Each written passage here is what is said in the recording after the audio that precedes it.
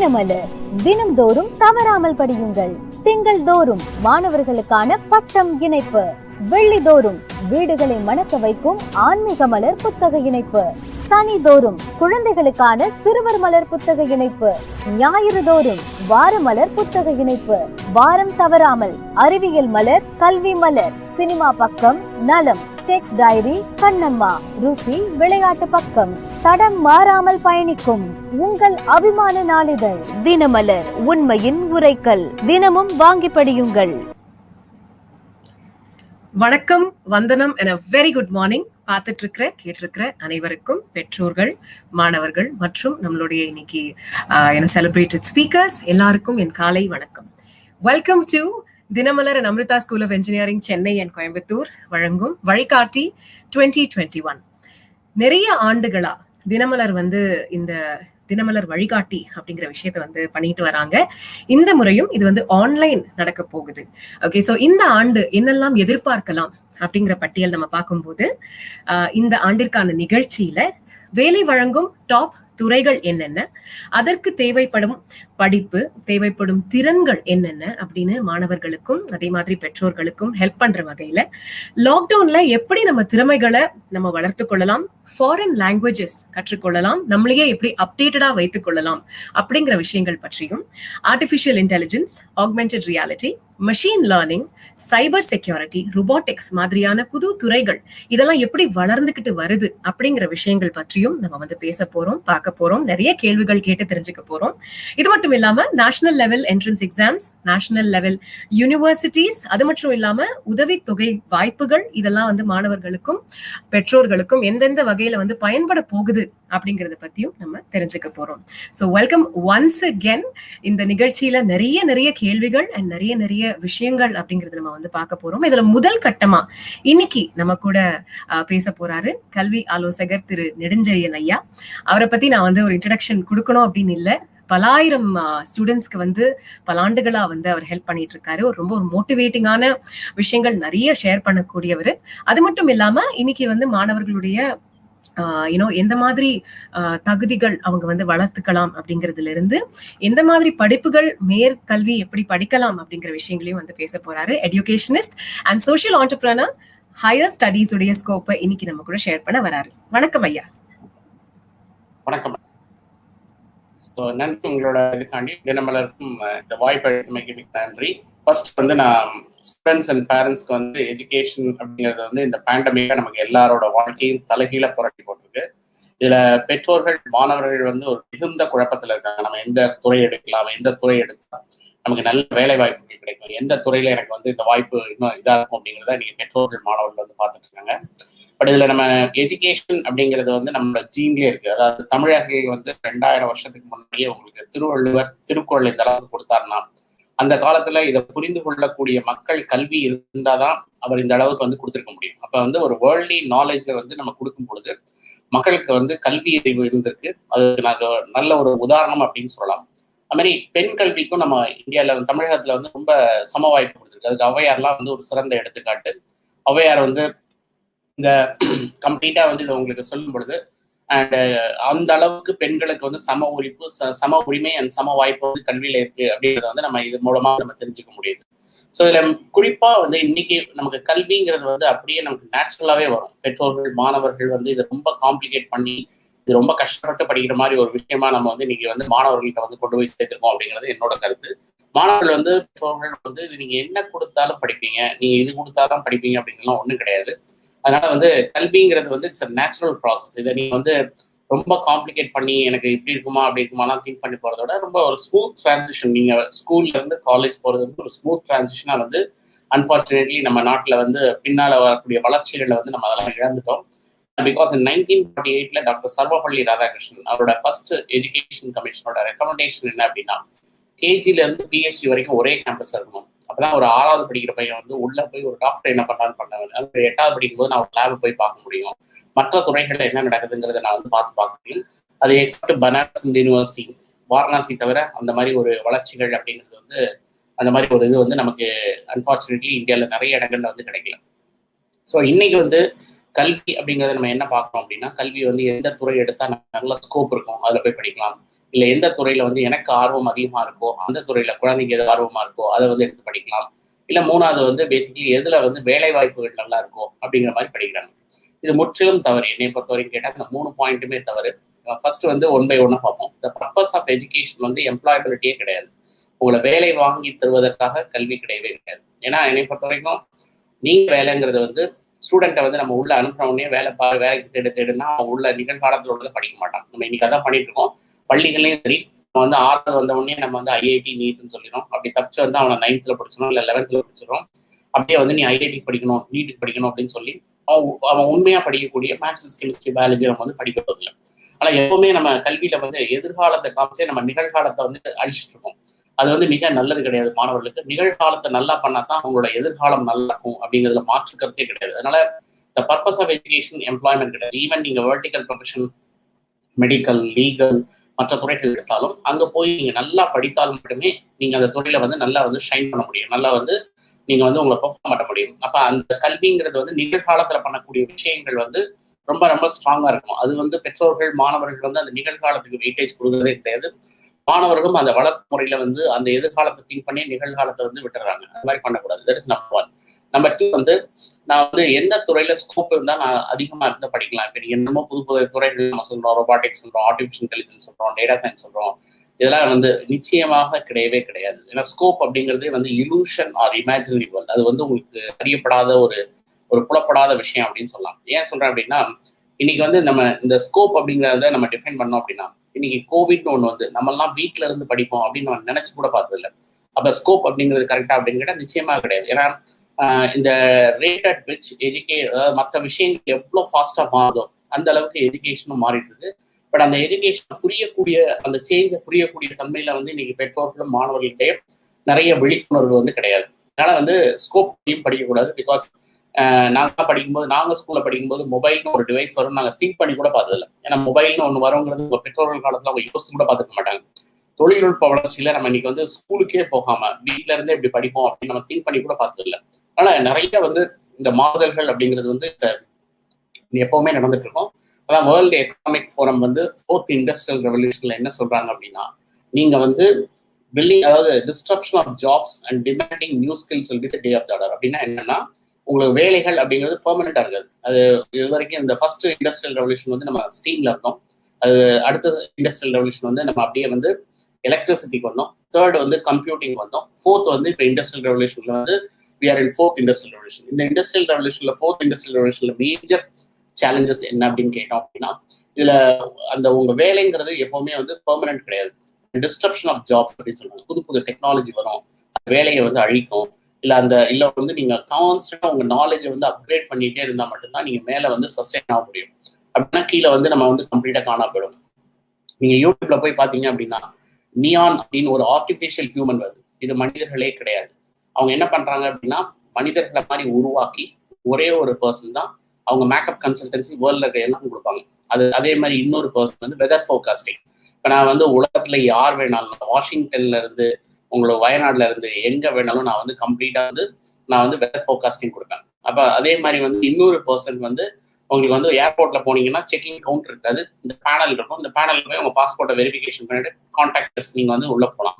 இதை கண்டுபிடித்த ஒரு இந்தியர் தான் மிஸ்டர் பிரணாம் மிஸ்திரி அப்படின்னு பேரு. நான் என்ன சொல்றேன்னா, இந்த மாதிரி தொழில்நுட்ப வளர்ச்சிகள் வர வர வேலைகள் வந்து அழிக்கப்படுகின்றன. அந்த வேலைகள் அழிக்கப்படும் பொழுது நம்ம அப்ஸ்கில் பண்ணல அப்படின்னா, அதாவது நம்ம படித்த கல்வி வழியாக நம்ம வந்து வேலை செல்லல அப்படின்னா நம்ம இந்த டெக்னாலஜில விக்டிம் ஆயிடும். இப்ப நம்ம எப்படி கோவிடுக்கு வந்து நம்ம எல்லாருமே வந்து டைரக்டாவோ இன்டைரக்டாவோ நம்ம வந்து விக்டிமா இருக்கும். எல்லா பெற்றோர்களோட தொழில்கள் வந்து பாதிக்கப்பட்டிருக்கு, மாணவர்களோட கல்வி பாதிக்கப்பட்டிருக்கு, எத்தனையோ பேர் வந்து நம்ம இழந்திருக்கோம். இந்த வகையில வந்து நம்ம வந்து இந்த டெக்னாலஜி சேஞ்சோட இதுதான் வந்து டிஸ்ட்ரப்ஷன் அப்படின்னு சொல்லுவோம். அந்த டிஸ்ட்ரப்ஷன்ங்கிறது இட்ஸ் வெரி காமன். அது வந்து ஒவ்வொரு இடத்துலையும் வரும்பொழுது அதை வந்து தாண்டி செல்வதற்கான ஒரு கான்ஃபிடன்ஸை கொடுக்கறது தான் கல்வி. அப்ப 3வது விஷயம் வந்து நம்ம வந்து பார்த்தோம்னா, இன்ட்ரெஸ்ட் படி படிக்கலாமா அப்படின்னா நிச்சயமா படிக்கக்கூடாது. என்னை பொறுத்த வரைக்கும் கேட்டா, என்னோட இன்ட்ரெஸ்ட் வந்து நீட்டு ஐஐடி அப்படின்னு நான் 2 மட்டும் ஃபிக்ஸ் பண்ணிட்டேன் அப்படின்னா, இது எனக்கு தெரிஞ்சு 10 ஆப்ஷன்ல இது 2 ஆப்ஷன் தான் தெரியும். இன்ஜினியரிங் அண்ட் மெடிசன் மட்டும் தான் தெரியும். அண்ட் இதை மட்டும் ஃபிக்ஸ் பண்றதுனால மற்ற விஷயங்களை வந்து இதை விட பெட்டரா இருக்கிறத கூட நான் பாக்குறது. அதான் நான் சொல்வேன், இப்போ உங்களுக்கு இன்ட்ரெஸ்ட் வந்து கர்ட் ரைஸ் அண்ட் பிக்கல் அப்படின்னா, நான் ஒரு 5 ஸ்டார் ஹோட்டல்ல போய் நான் ஒரு 300 வெரைட்டி காமிச்சா எதையுமே பார்க்காம வெறும் கர்ட் ரைஸ் அண்ட் பிக்கல் எடுத்துட்டு வரோமா? கிடையாது. மற்ற விஷயங்களை நம்ம வந்து போய் பார்த்து நம்ம அதெல்லாம் எடுக்கிறோம். ஆனா கல்வியில மட்டும் நம்ம இன்ட்ரெஸ்ட்னு சொல்லி 2 ஃபிக்ஸ் பண்ணிட்டோம் அப்படின்னா வேற எந்த பக்கமும் திரும்பி பார்க்கறது இல்லை. ஏன்னா ஃபோக்கஸ், கான்சென்ட்ரேஷன் இதெல்லாம் இது வந்து நேச்சுரலாவே வரும். அதை முதல்ல இருந்து திருப்பி சொல்லிட்டு இருக்கேன். அந்த ஃபோக்கஸ் அண்ட் கான்சென்ட்ரேஷன் வந்து கம்ஸ் நேச்சுரலி ஃபார் அஸ். நீங்க என்ன கொடுத்தாலும் உங்களோட ஈடுபாடுகள் வந்து உங்களுக்கு விருப்பமான விஷயங்கள்ல நீங்க ரொம்ப ஈடுபாடுகள் ஆட்டோமேட்டிக்கா வந்துடும். அதனால இந்த இன்ட்ரெஸ்ட் நம்ம போறதுனால இதை விட பெட்டர் ஆப்ஷன் இருக்கிறத வந்து நம்ம வந்து லூஸ் பண்ணிட்டோம். இப்போ எங்களுக்குலாம் இந்த வருஷம் வந்து மிஸ் நேயா சந்திரசேகர்னு ஒரு பொண்ணு வந்து சென்னையில் இருக்கக்கூடிய பொண்ணு ஐஐடி பாம்பேக்கு வந்து முதல்லயே வந்து ஒரு எக்ஸாமினேஷன் எழுதி ஆல் இண்டியாவில் 3rd ரேங்க் வாங்கி ஜனவரியிலே எக்ஸாம் எழுதி மார்ச்லேயே சீட் வாங்கி உங்க ரிசல்ட் கன்ஃபியூஷன்ஸ்க்கு முன்னாடி பணம் கட்டி அட்மிஷன் வாங்கிட்டாங்க. இப்படிலாம் ஒரு தேர்வு நடக்குதா, இப்படிலாம் விஷயங்கள் நடக்குதா அப்படிங்கிறது தெரியாது. ஏன்னா நம்ம எல்லாம் வந்து நீட்டும் ஐஐடிங்கிறத பார்த்துருக்கோம், மற்ற விஷயங்களை பார்க்கறது இல்லை. ஆக்சுவலா வந்து +2 அப்புறம் வந்து இந்த மொத்தமா வந்து நம்ம வந்து பார்த்தோம் அப்படின்னா நிறைய வாய்ப்புகள் வந்து நமக்கு கொட்டி கிடக்குது. அதுவும் கவர்மெண்ட்லேயே வந்து நிறைய வாய்ப்புகள் நமக்கு இருக்கின்றன. ஸோ இப்போ இந்த 3 விஷயங்கள் நம்ம வந்து பார்த்தோம். ஃபர்ஸ்ட் ஸ்கோப்பு, அடுத்து வந்து இன்ட்ரெஸ்ட், அடுத்து வந்து என்னோட பேசிக்கலி எம்ப்ளாய்மெண்ட் அப்படிங்கிறது I will tell you very clearly. நீங்க வந்து உங்க குடும்ப பொருளாதாரத்துக்கு ஏற்றவாறு நீங்க வந்து உங்களோட இன்வெஸ்ட்மெண்ட் ஆன் எஜுகேஷன், அதாவது நீங்க ரிட்டர்ன் ஆஃப் இன்வெஸ்ட்மெண்ட் சொல்லுவோம், நீங்க போடுறதுல எவ்வளவு வந்து உங்களுக்கு திருப்பி வருகிறத பார்க்கணும்.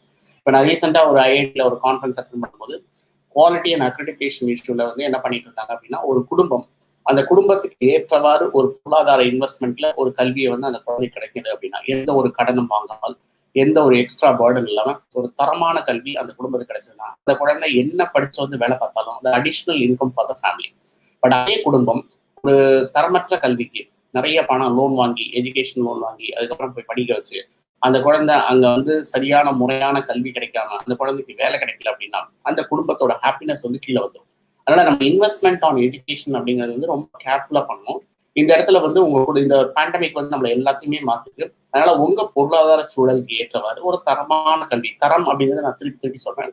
ஏன்னா தரம் அப்படிங்கிறதுல வந்து நிறைய வேறுபாடுகள் இருக்கு. இன்னைக்கு உலக நாடுகள்ல இருக்கக்கூடிய கல்வியை நம்ம வந்து கம்பேர் பண்ணோம் அப்படின்னா, நம்ம இந்தியாவில் வந்து ஒரு சில இன்ஸ்டிடியூஷன்ஸ் ஐஐடி, பிட்ஸ் இந்த மாதிரி இன்ஸ்டிடியூஷன்ஸ் வந்து அவங்களோட லெவலுக்கு இருக்காங்க. அடுத்த லெவல் இன்ஸ்டிடியூஷன்ஸ் வந்து தரம் அப்படிங்கிறது வந்து பார்த்தோம் அப்படின்னா, அது வந்து உங்களுக்கு government institution NIT or college of இண்டி, Delhi technology university or Jadavpur university or வந்து பஞ்சாப் காலேஜ் எல்லாம் வந்து அப்படியே கேட் சிலபஸ் வந்து ஃபாலோ பண்ணுவாங்க. அப்புறம் நிறைய வந்து எய்டட் காலேஜஸ் 60 வருஷத்துக்கு மேல ஒரு கல்லூரிகள் வந்து அவங்கள வந்து ஒரு சில கேட் சிலபஸ் வந்து ஃபாலோ பண்றாங்க, அதாவது அட்டானமஸ் காலேஜஸ். ஆனா இன்னைக்கு வந்து நிறைய கல்லூரிகள் வந்து பார்த்தோம் அப்படின்னா இந்த சிலபஸ்ல வந்து காம்ப்ரமைஸ் பண்ணிடும். இந்த சிலபஸ் வந்து 50% கூட நம்ம கேட் சிலபஸ்ல படிக்கிறது. அதனாலதான் தமிழகத்துல இருந்து நம்ம கடந்த ஒரு பாஸ்ட் ஒரு 1 டிகேடா வந்து நம்ம நிறைய பேர் ஐஎஸ்ஆர்ஓக்கு அனுப்பல, நிறைய பேர் டிஆர்டிஓக்கு அனுப்பல. நம்ம மாணவர்கள் வந்து இன்னும் அந்த குவாலிட்டி ஆஃப் எஜுகேஷன் அப்படிங்கிறத வந்து இன்னும் போய் சேரவே இல்லை. அதாவது நிறைய மாணவர்களுக்கு அப்படின்னு சொல்லலாம். இப்போ உதாரணத்துக்கு குவாலிட்டி ஆஃப் எஜுகேஷன் எப்படி டிஃபைன் பண்ணலாம் அப்படின்னா, நான் வந்து உங்களுக்கு வந்து ஒருத்தருக்கு 1 கிலோ கொடுத்து ஒரு கிரவுண்டை வந்து நான் 10 ரவுண்ட் சொல்றேன், இன்னொருத்தட்ட 10 கிலோ கொடுக்குறேன், 2 பேரையும் 10 ரவுண்ட்ஸ் வரைக்கும் சொல்றேன். அதில் வந்து ஃபர்ஸ்ட் ரவுண்ட்ல 1 கிலோ எடுத்தவர் வந்து வின் பண்ணிப்பாரு. 2வது ரவுண்ட்ல நான் 2 பேருக்குமே 15 கிலோ கொடுக்குறேன். அப்போ வந்து ஃபர்ஸ்ட் ரவுண்ட்ல யார் 1 கிலோ எடுத்தாரோ அவரால் அந்த 15 கிலோ தூக்க முடியாது. யார் ஃபர்ஸ்ட் ரவுண்ட்ல 10 கிலோ எடுத்தாரோ அவர் இந்த 2வதுல வந்து வின் பண்ணிடுவார். ஆனா முதல்லயே அவருக்கு 10 கிலோ தூக்கக்கூடிய திறமைகள் இருந்தாலும் நான் வந்து சப்ஜெக்ட் லோட கம்மி பண்றதுனால அடுத்து வந்து உயர்கல்வியில வந்து அவரால் கம்ப்ளீட் பண்ண முடியாது. ஆனா இன்னைக்கு வந்து பெற்றோர்கள் கல்விக்காக நிறைய செலவழிக்கிறாங்க. ஆனா கல்வியில வந்து இந்த தரமான கல்வியில அப்படின்னா வேலை வாய்ப்புகள் அப்படிங்கிறது நம்ம நோக்கி ஓடும் போது நமக்கு அந்த தரத்தை பற்றி ஒரு புரிதல் இல்லாத காரணத்தினால நம்ம திருப்பி வந்து நம்ம பணம் செலவழிச்சிருக்கோம். அதான் நான் சொல்றேன், இங்க வந்து நீங்க உங்களுக்கு கிடைக்கக்கூடிய எஜுகேஷன் குவாலிட்டியா கிடைச்சதுன்னா நீங்க வெளியே வந்து வேலை தர வேண்டியதில்லை. பட் இந்த குவாலிட்டி கிடைக்கல அப்படின்னா நான் வேலை தேடி நான் விஏஓல இருந்து ஐஏஎஸ் வரைக்கும் நான் கோச்சிங் போய் படிக்கிற மாதிரி ஒரு சூழல் வந்து நீங்க அமைக்கப்பட்டிருக்கு. இந்த சூழலை தாண்டி ஒரு தரமான கல்வி இருக்குங்கிறத வந்து நம்ம புரிந்து கொள்ளக்கூடிய மனநிலை தான் வந்து கிடையாது. ஏன்னா இன்னைக்கு வந்து ஔவையார் சொன்ன மாதிரி கட்டது கை மணல் கல்லாத உலகங்கிற மாதிரி அதை நம்ம எப்படி பார்க்கலாம் அப்படின்னா, நம்மளோட தேடல் வந்து ஆழமாகவும் விரிவாகவும் இல்லை. அதனால நம்ம வைரத்தை தேடுறது இல்லை, நம்ம மேல இருக்கிற மணல் எடுத்துட்டே சாட்டிஸ்ஃபை ஆகும். அதனால உங்க தேடலை எவ்வளவு ஆழப்படுத்துறீங்களோ எவ்வளவு விரிவுபடுத்துறீங்களோ அவ்வளவு உங்களுக்கு நிறைய வைரங்கள் கிடைக்கிறதுக்கு வாய்ப்பு இருக்கு. ஆனா நம்ம இன்னைக்கு வந்து கூகுள் வழியா இன்னைக்கு இன்ஃபர்மேஷன் எக்ஸ்ப்ளோஷன் நிறைய இன்ஃபர்மேஷன் கிடைக்கிறதுனால இதுல நமக்கு ரைட் இன்ஃபர்மேஷன் எது, அந்த இன்ஃபர்மேஷன் அந்த தகவல் வந்து சரியான தகவலா அப்படிங்கிறத வெரிஃபை பண்ணி கூட நம்ம பண்றதுக்கு வந்து நிறைய வாய்ப்புகள் கிடையாது. பெற்றோர்களுக்கும் மாணவர்களுக்கும் இதை பற்றி ஒரு புரிதல் அப்படிங்கிறது வந்து கிடையவே கிடையாது. ஸோ மாணவர்களும் பெற்றோர்களும் என்ன செய்யணும் அப்படின்னு என்ன கேட்டால் கம்ப்ளீட்டா வந்து இந்த பாயிண்ட்ல வந்து கல்வி அப்படிங்கிறத எப்படி பார்க்கணும் அப்படின்னா, கல்வியோட பர்பஸ் அப்படின்னு பார்த்தோம் அப்படின்னா, இந்த பர்பஸ் ஆஃப் எஜுகேஷன் என்ன அப்படின்னா, நீங்க வந்து குறிப்பாக பெற்றோர்கள் வந்து மாணவர்கள் வந்து உலகத்துல எந்த மூலைக்கு சென்றாலும் எந்த ஒரு சவால்கள் வந்தாலும் தான் பெற்ற கல்வியின் வாயிலாக எவ்வாறு எதிர்கொண்டு வெற்றி காண்பதுங்கிற தன்னம்பிக்கை கொடுக்கறதா கல்வி. நீங்க நினைக்கிற மாதிரி கல்விங்கிறது வந்து ஒரு வேலை வாய்ப்பை உருவாக்கி தரதோ அதெல்லாம் கல்வி கிடையாது. ஏன்னா இன்னும் ஒரு 10 வருஷங்கள் கழித்து 20 வருஷங்கள் கழித்து உலகம் எப்படி இருக்கு யாருக்குமே தெரியாது, ப்ரெடிக்டே பண்ண முடியாது. அப்ப அந்த சூழலுக்கு ஏற்றவாறு, அங்க உள்ள அந்த ஒரு சேலஞ்சஸ்க்கு ஏற்றவாறு, சவால்களுக்கு ஏற்றவாறு தன்னை தயார்படுத்தி கொண்டு அந்த சுற்றுச்சூழலையும் நான் வந்து தாண்டி வெற்றி பெறுவேங்கிற தன்னம்பிக்கையை கொடுக்கறது தான் கல்வி. அந்த தன்னம்பிக்கையை பெறக்கூடிய கல்வியை நீங்க வந்து தேடித்தான் பெற வேண்டும். அது உங்களுக்கு எளிதாக கிடைக்காது. அந்த கல்லூரிகள் அந்த வேற விஷயங்கள்ல வந்து குவாலிட்டியில வந்து நீங்க காம்ப்ரமைஸே கூடாது. ஏன்னா பெற்றோர்களும் மாணவர்களும் அவங்க ஒரு பெற்றோர்கள் வந்து ஒரு குழந்தையை வளர்ப்பதற்கு எவ்வளவு சிரமம் எடுக்கிறார்கள் என்றது எல்லாருக்கும் தெரியும். அவங்க இந்த ஃபேமிலியில எவ்வளவு கஷ்டம் இருந்தாலும் ஏன் குழந்தை நல்லா இருக்கணும் அப்படிங்கிற அந்த ஒரு விஷயத்துக்காக அவங்க அந்த பேரண்ட் வந்து எந்த கஷ்டத்தையும் வெளியே குழந்தைக்கு தெரிவிக்காமல் குழந்தை படிக்கணுங்கிறதுக்காண்டி அவங்க அவ்வளவு எஃபர்ட் எடுக்கிறாங்க. இந்த முயற்சிகள் பின்னாடி அந்த குடும்பத்துக்கு வந்து ஒரு ஏமாற்றத்தை தரக்கூடாது. இன்னைக்கு நிறைய பேர் வந்து டெலிவரி பாய்ஸ் அண்ட் நம்ம இதெல்லாம் பாக்குறோம் இல்லையா, ஒவ்வொரு ஓலால எல்லாம் டிரைவரா வேலை பாக்குறாங்க அப்படின்னா இவங்களுக்கு எல்லாம் பொறியியல் படித்து ஒரு முறையான கல்வி வேலை கிடைக்கல அப்படின்னா, கல்வி கிடைக்கலன்னா இன்னும் இந்த வேலைக்கு வந்திருக்க மாட்டாங்க. பட் அந்த கல்வி அவங்களுக்கு அந்த முழுமையை தரவில்லை. அவங்களுக்கு அதற்கான போதிய ஒரு வெளிச்சத்தை தராத காரணத்தினால அந்த மாணவர்கள் அந்த கல்வியை விட்டு தூரத்துக்கு வந்து சென்றிருக்கிறார்கள். அந்த கல்வியை வெறுத்து ஓடுகிறார்கள் என்றுதான் சொல்ல வேண்டும். அதனால இந்த இடத்துல வந்து பெற்றோர்கள் வந்து குவாலிட்டி ஆஃப் எஜுகேஷன் அப்படிங்கிற தரத்தை வந்து மிக முக்கியமாக வந்து பார்க்கணும் அப்படிங்கிறது என்னோட தாழ்மையான வேண்டுகோள். அண்ட் கமிங் டு ஆப்பர்ச்சுனிட்டிஸ் அப்படின்னு பார்த்தோம் அப்படின்னா, இன்னைக்கு வந்து +2க்கு அப்புறம் 80 நுழைவுத் தேர்வுகள் இருக்கு. இன்னைக்கு நமக்கு நிறைய குழப்பங்கள் இருக்கு. +2 தேர்வுகளை வந்து நமக்கு இது பண்ணிட்டாங்க, மதிப்பெண்கள் என்ன வரும், இதனால வந்து உங்களுக்கு வந்து மதிப்பெண்களை தாண்டி ஒரு உலகம் இருக்கு. +2க்கு அப்புறம் இந்த 80 என்ட்ரன்ஸ் எக்ஸாமினேஷன்ல 75 என்ட்ரன்ஸ் எக்ஸாமினேஷன்ல ஒரு +2 மார்க்கே பார்க்க மாட்டாங்க. அப்ப நமக்கு போர்டு எப்படி ஒரு லைஃபோ அது மாதிரி 75 ஈக்குவல் ஆப்பர்ச்சுனிட்டிஸ் இருக்கு. அந்த 75 வாய்ப்புகளை நம்ம வந்து பார்க்க தவறிடும். ஏன்னா நம்ம எல்லாம் வந்து +2 மதிப்பெண்களை நோக்கி தான் ஓடிட்டு இருக்கோம். அதுக்கப்புறம் நம்ம என்ன படிக்கலாம்னா ஒன்று எக்ஸாமினேஷன் தேர்வு. அதனால இந்த 75 நுழைவுத் தேர்வுகளையும் உங்களோட +2 மார்க் பார்க்க மாட்டாங்க. அது வழி நிறைய நாங்கள் தமிழகத்துல இருந்து எண்ணற்ற மாணவர்கள் வந்து எங்க மூலமாக வெளியே வந்து மற்ற இன்ஸ்டிடியூஷன்ஸ்ல போய் படிச்சு தமிழ்நாட்டுல இருந்து ஹரியானால போய் படிக்கிறாங்க, அண்ட் அகமதாபாத் குஜராத் போய் படிக்கிறாங்க. நிறைய நல்ல இன்ஸ்டிடியூஷன்ல போய் படிச்சு இன்னைக்கு வாழ்க்கையில வந்து ரொம்ப நல்ல தரமான நிலையில இருக்காங்க. நான் நேற்று கூட நாங்கள் எங்களோட ஒரு செஷன்ல வந்து எங்க ஸ்டூடெண்ட் ஒருத்தர் வந்து நிஷாந்த் பேரு, அவர் வந்து நாமக்கல்ல படித்தவர் அண்ட் 59% தான் வாங்கியிருந்தாரு. அவர் வந்து MS யூனிவர்சிட்டி பரோடாக்கு அனுப்பியிருந்தோம். MS யூனிவர்சிட்டி பரோடா அனுப்பி அவர் வந்து அங்க படிச்சு just give me a second, one second. MS university one second.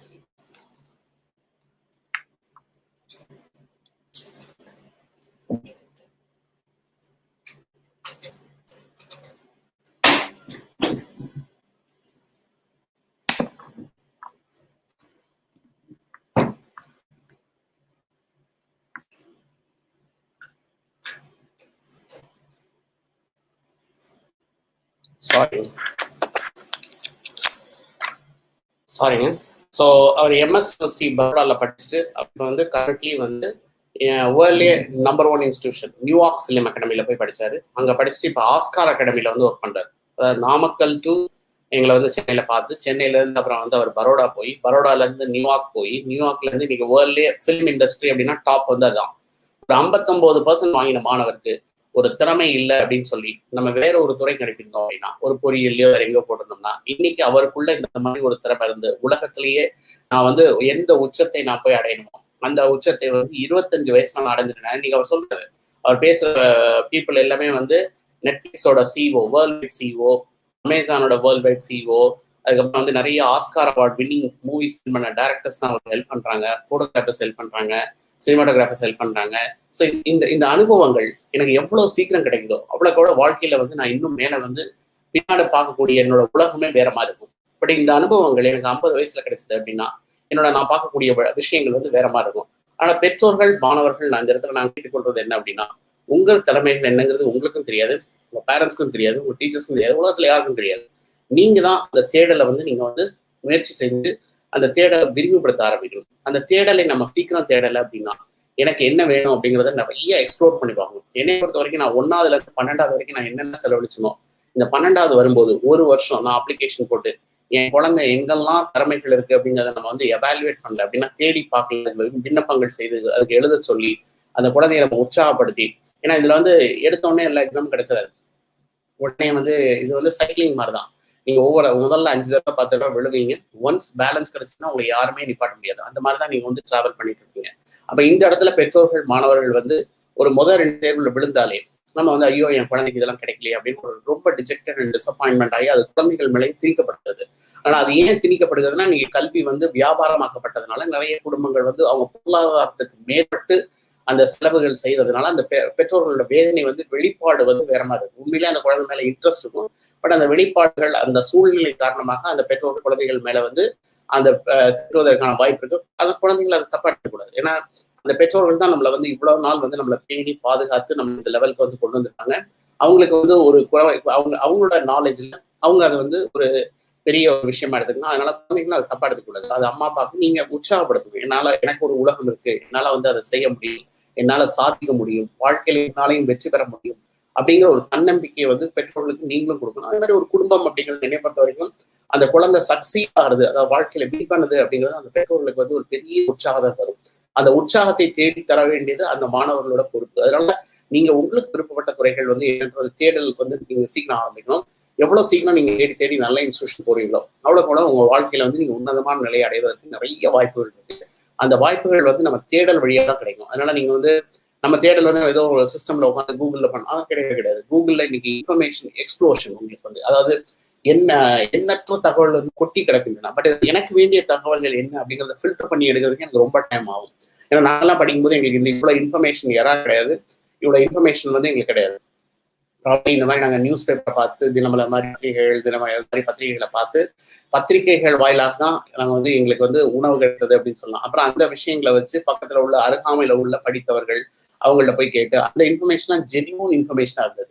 But இன்னைக்கு இன்ஃபர்மேஷன் எக்ஸ்ப்ளோஷன்ல எங்க நல்ல இன்ஃபர்மேஷன் கிடைக்குது, எங்க தரமான தகவல் கிடைக்குதுங்கிற அந்த தேடலை வந்து நம்ம விரிவுபடுத்த தவறிடும். அதனால நமக்கு வந்து நம்ம ஒரு சரியான முறையான இடத்துக்கு போய் சேர்வதை விட நம்ம கூகுள் மேப் வச்சு எங்கோ காணாம போற மாதிரி தான் நம்ம வந்து போயிட்டு இருக்கோம். அதனால என்னை பொறுத்த வரைக்கும் கேட்டா இந்த இடங்கள்ல மாணவர்கள் என்ன பண்ணணும் அப்படின்னா, உங்க தேடல் வந்து மிக தெளிவாக இருக்க வேண்டும். அதுல வந்து நீங்க கொஞ்சம் விரிவாகவும் தேடணும். என்ன இந்தியா மாதிரி ஒரு இந்தியா சைனாலாம் மோஸ்ட் பாப்புலஸ் கண்ட்ரி, மக்கள் தொகை அதிகமான உள்ள நாடுகள்ல போட்டிகள் நிறைந்த உலகத்தை போட்டிகள்ல வெற்றுவதற்கான வழித்தடங்களை நம்ம வந்து பண்ணணும்னா போட்டிகள்ல நிறைய பங்கேற்று உங்களை ஃபைன் டியூன் பண்ணிக்கணும். ஏன்னா ஒரு ஸ்போர்ட்ஸ் பர்சன்ங்கிறது ஒரே நைட்ல வந்து அவர் வரப்போறது இல்லை, அவர் ப்ராக்டிஸ் பண்ணி தான் வராது. அதனால இந்த நிறைய தேர்வுகள் எழுத உங்களுக்கு இந்த தேர்வுகளில் நிறைய தேர்வுகளில் நீங்க படிச்ச எந்த சப்ஜெக்ட்லையும் கேட்க மாட்டாங்க. இது வரைக்கும் அப்படி படிச்சிருக்கவே மாட்டீங்க. அந்த தேர்வு எழுதும் போது தான் உங்களுக்கு அந்த ஸ்கில் இருக்கா, உங்களுக்கு அந்த மாதிரி வந்து ஒரு யோசிக்கக்கூடிய, வித்தியாசமாக யோசிக்கக்கூடிய, சிந்திக்கக்கூடிய திறமைகள் இருக்கா அப்படிங்கிறது அந்த வெளிப்பாடு ஏற்படும். அந்த வெளிப்பாடு ஏற்படுவதற்கு நீங்க நிறைய வந்து முயற்சிகள் எடுக்கணும். அந்த தேர்வுகளை வந்து நீங்க வந்து ஒரு அறிந்து கொண்டு அந்த டிராவல் பண்ணணும் அப்படிங்கிறது. ஆனா என்னை பொறுத்த வரைக்கும் இந்த பேண்டமிக்ல வந்து பெற்றோர்கள் ஒரு வருஷம் ஸ்டூடெண்ட்ஸ் வந்து ஆன்லைன்ல கத்துக்கிட்டு பெரிய வந்து அவங்களுக்கு இன்ஃபர்மேஷன் கிடைச்ச மாதிரி தெரியல. அண்ட் அதனால இந்த இடத்துல வந்து ரொம்ப அவசரப்பட வேண்டாம். பொறுமையாக மிகவும் நீங்க வந்து இன்னைக்கும் வந்து நிறைய அப்ளிகேஷன் 25 அப்ளிகேஷன் மேல இப்போ வந்து ஆன்லைன்ல உங்களுக்கு வந்து ஆல் இண்டியா எக்ஸாமினேஷன் கொடுத்துட்டு இருக்காங்க. இன்னும் ஒரு 50 அப்ளிகேஷன் கிட்ட வரும். இதெல்லாம் நீங்க வந்து ட்ரை பண்ணி இந்தியாவில் பெஸ்ட் இன்ஸ்டியூஷன்ஸ்க்கு வந்து நீங்க போறதுக்கு நீங்க வந்து முயற்சிகள் எடுக்கணும். ஏன்னா மாணவர்கள் வந்து எங்களுக்கெல்லாம் அரவக்குறிச்சியில இருந்து ஒரு கேர்ள் 68% வாங்கி நாங்க national institute of design Ahmedabad அனுப்பி அந்த அகமதாபாத்ல அங்க படிச்ச அந்த கேர்ள் வந்து இன்னைக்கு வந்து செகண்ட் இயர் படிக்கும் போதே நிறைய ப்ராஜெக்ட்ஸ் பண்ணி தேர்ட் இயர் படிக்கும்போது ஷீ வென்ட் டு ஃப்ராங்க்ஃபர்ட்ல போய் 2 மியூசியம் டிசைன் பண்ணாங்க. அதுக்கப்புறம் வந்து அர்னிங் குரூப் ஆஃப் மில்ஸ் அவங்களோட பழைய வீட்டை எடுத்து கம்ப்ளீட்டா மியூசியமா மாத்தினாங்க.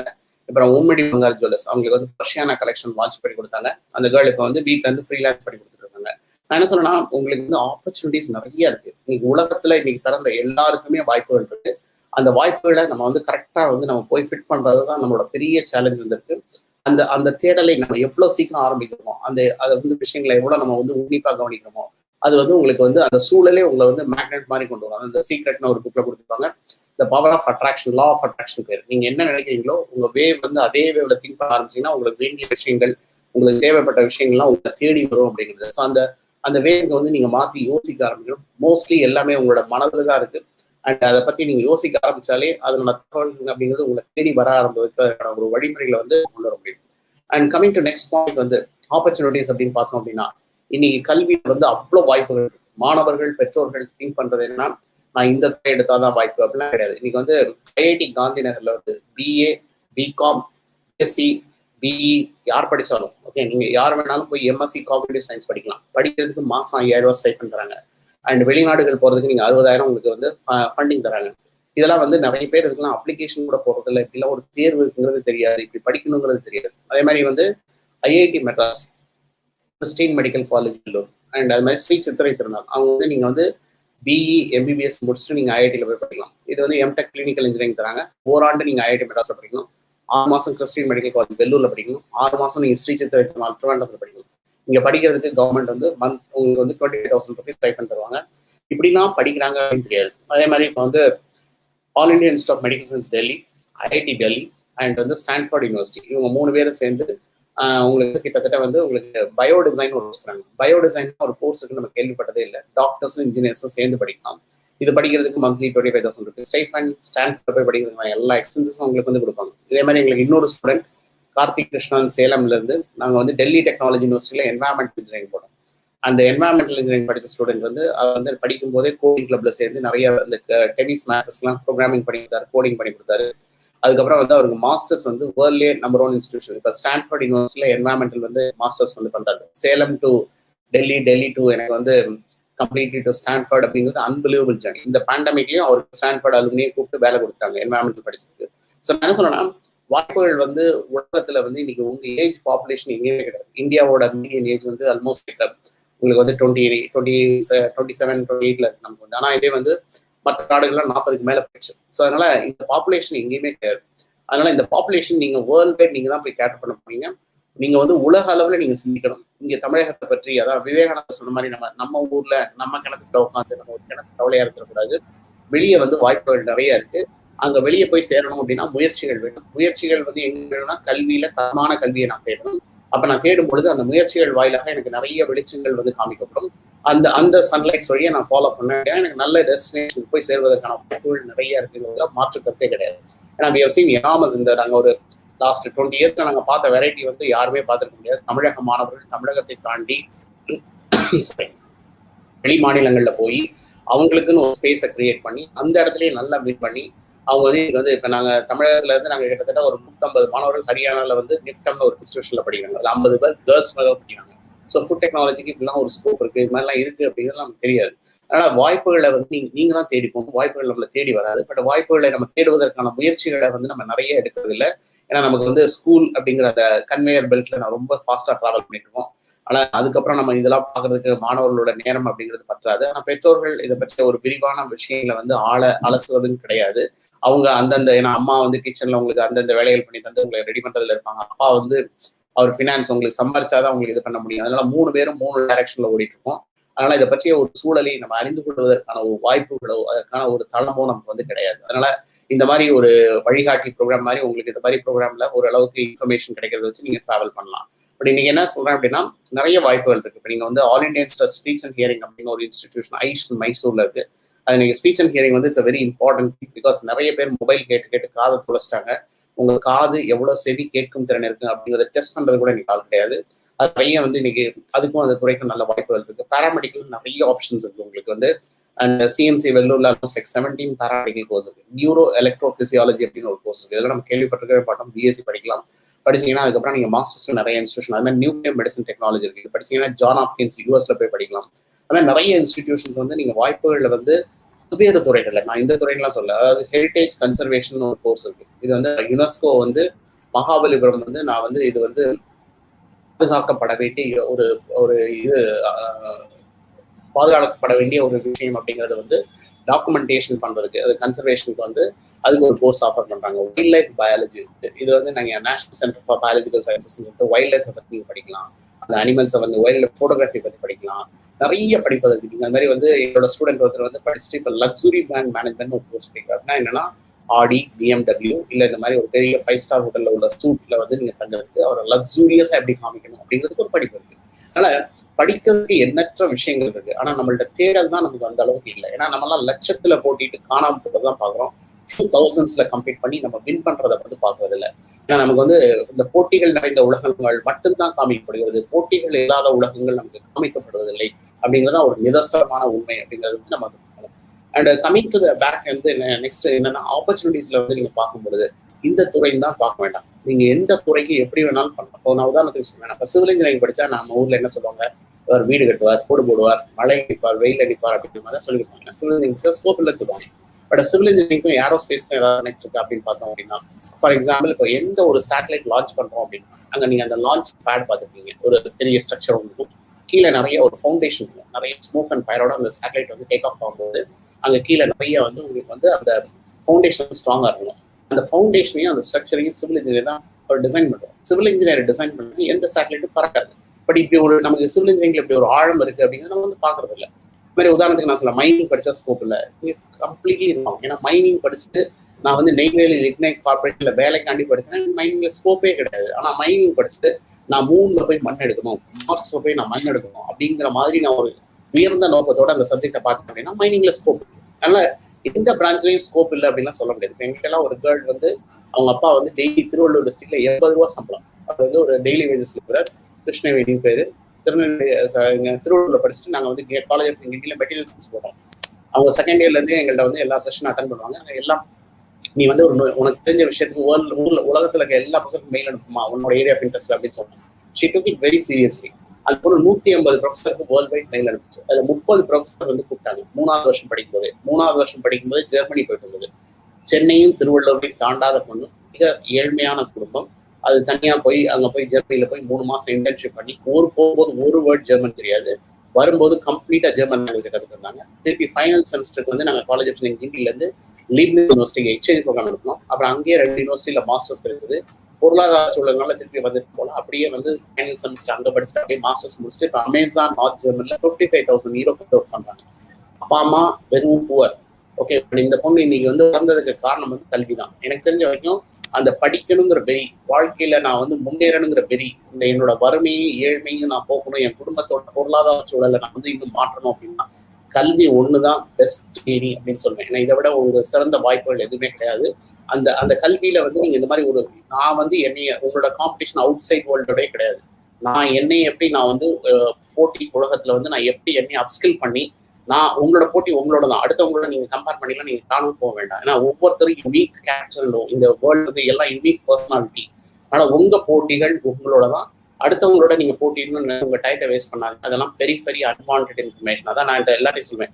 நீட்டோட கட் ஆஃப் என்னன்னு தெரிஞ்சுக்கிறத விட நீட்ல நான் 220 மார்க் வாங்குறதுக்கு நான் என்ன பண்ணணும் முயற்சி பண்றதுதான் முக்கியமா இருக்குங்கிற வழிய இந்த கட் ஆஃபை பார்த்து நம்ம வந்து காணாம போயிடக்கூடாது. என்னைய பொறுத்த வரைக்கும் உங்களோட தேடல் உங்கள்கிட்ட வந்து உங்களோட பிரெயின்ல வந்து பாசிட்டிவ் பிரெயின், நெகட்டிவ் பிரெயின் இருக்கு. அதாவது பாசிட்டிவ் பிரெயின் என்ன சொல்லணும்னா இப்போ காலையில 4 மணிக்கு அலாம் வச்சு எதிர்த்து படிக்கணும் அப்படின்னு சொன்னா பாசிட்டிவ் பிரெயின் கமான் கேட் அப் அப்படின்னு சொல்லுவோம். பட் நெகட்டிவ் பிரெயின் சொல்லணும் இல்ல இன்னும் 10 நிமிஷம் தூங்கலாம் அப்படின்னு சொல்லுவோம். எவென்ச்சுவலி நம்ம 7 மணிக்கு எழுந்திரிச்சு எல்லாத்தையும் திட்டுவாங்க. பட் இதே வந்து ஊருக்கு போறோம், டூருக்கு போறோம், இல்ல ஒரு கல்யாணத்துக்கு போறோம் அப்படின்னா நம்மளோட பாசிட்டிவ் பிரெயின் வந்து நம்ம தூங்கவே விடாது. நம்ம 3 மணிக்கு எழுப்பி விடும். ஸோ அதனால எந்த டைம்ல நம்ம எதை கேட்கணும், நம்ம உள்ள வந்து நம்மளோட இன்னர் எமோஷன்ஸ் சொல்றதுல எதை நம்ம ஃபாலோ பண்ணணும் அப்படிங்கிற நம்மள்ட்ட ஒரு கிளாரிட்டி ஆஃப் தாட் இருக்கு.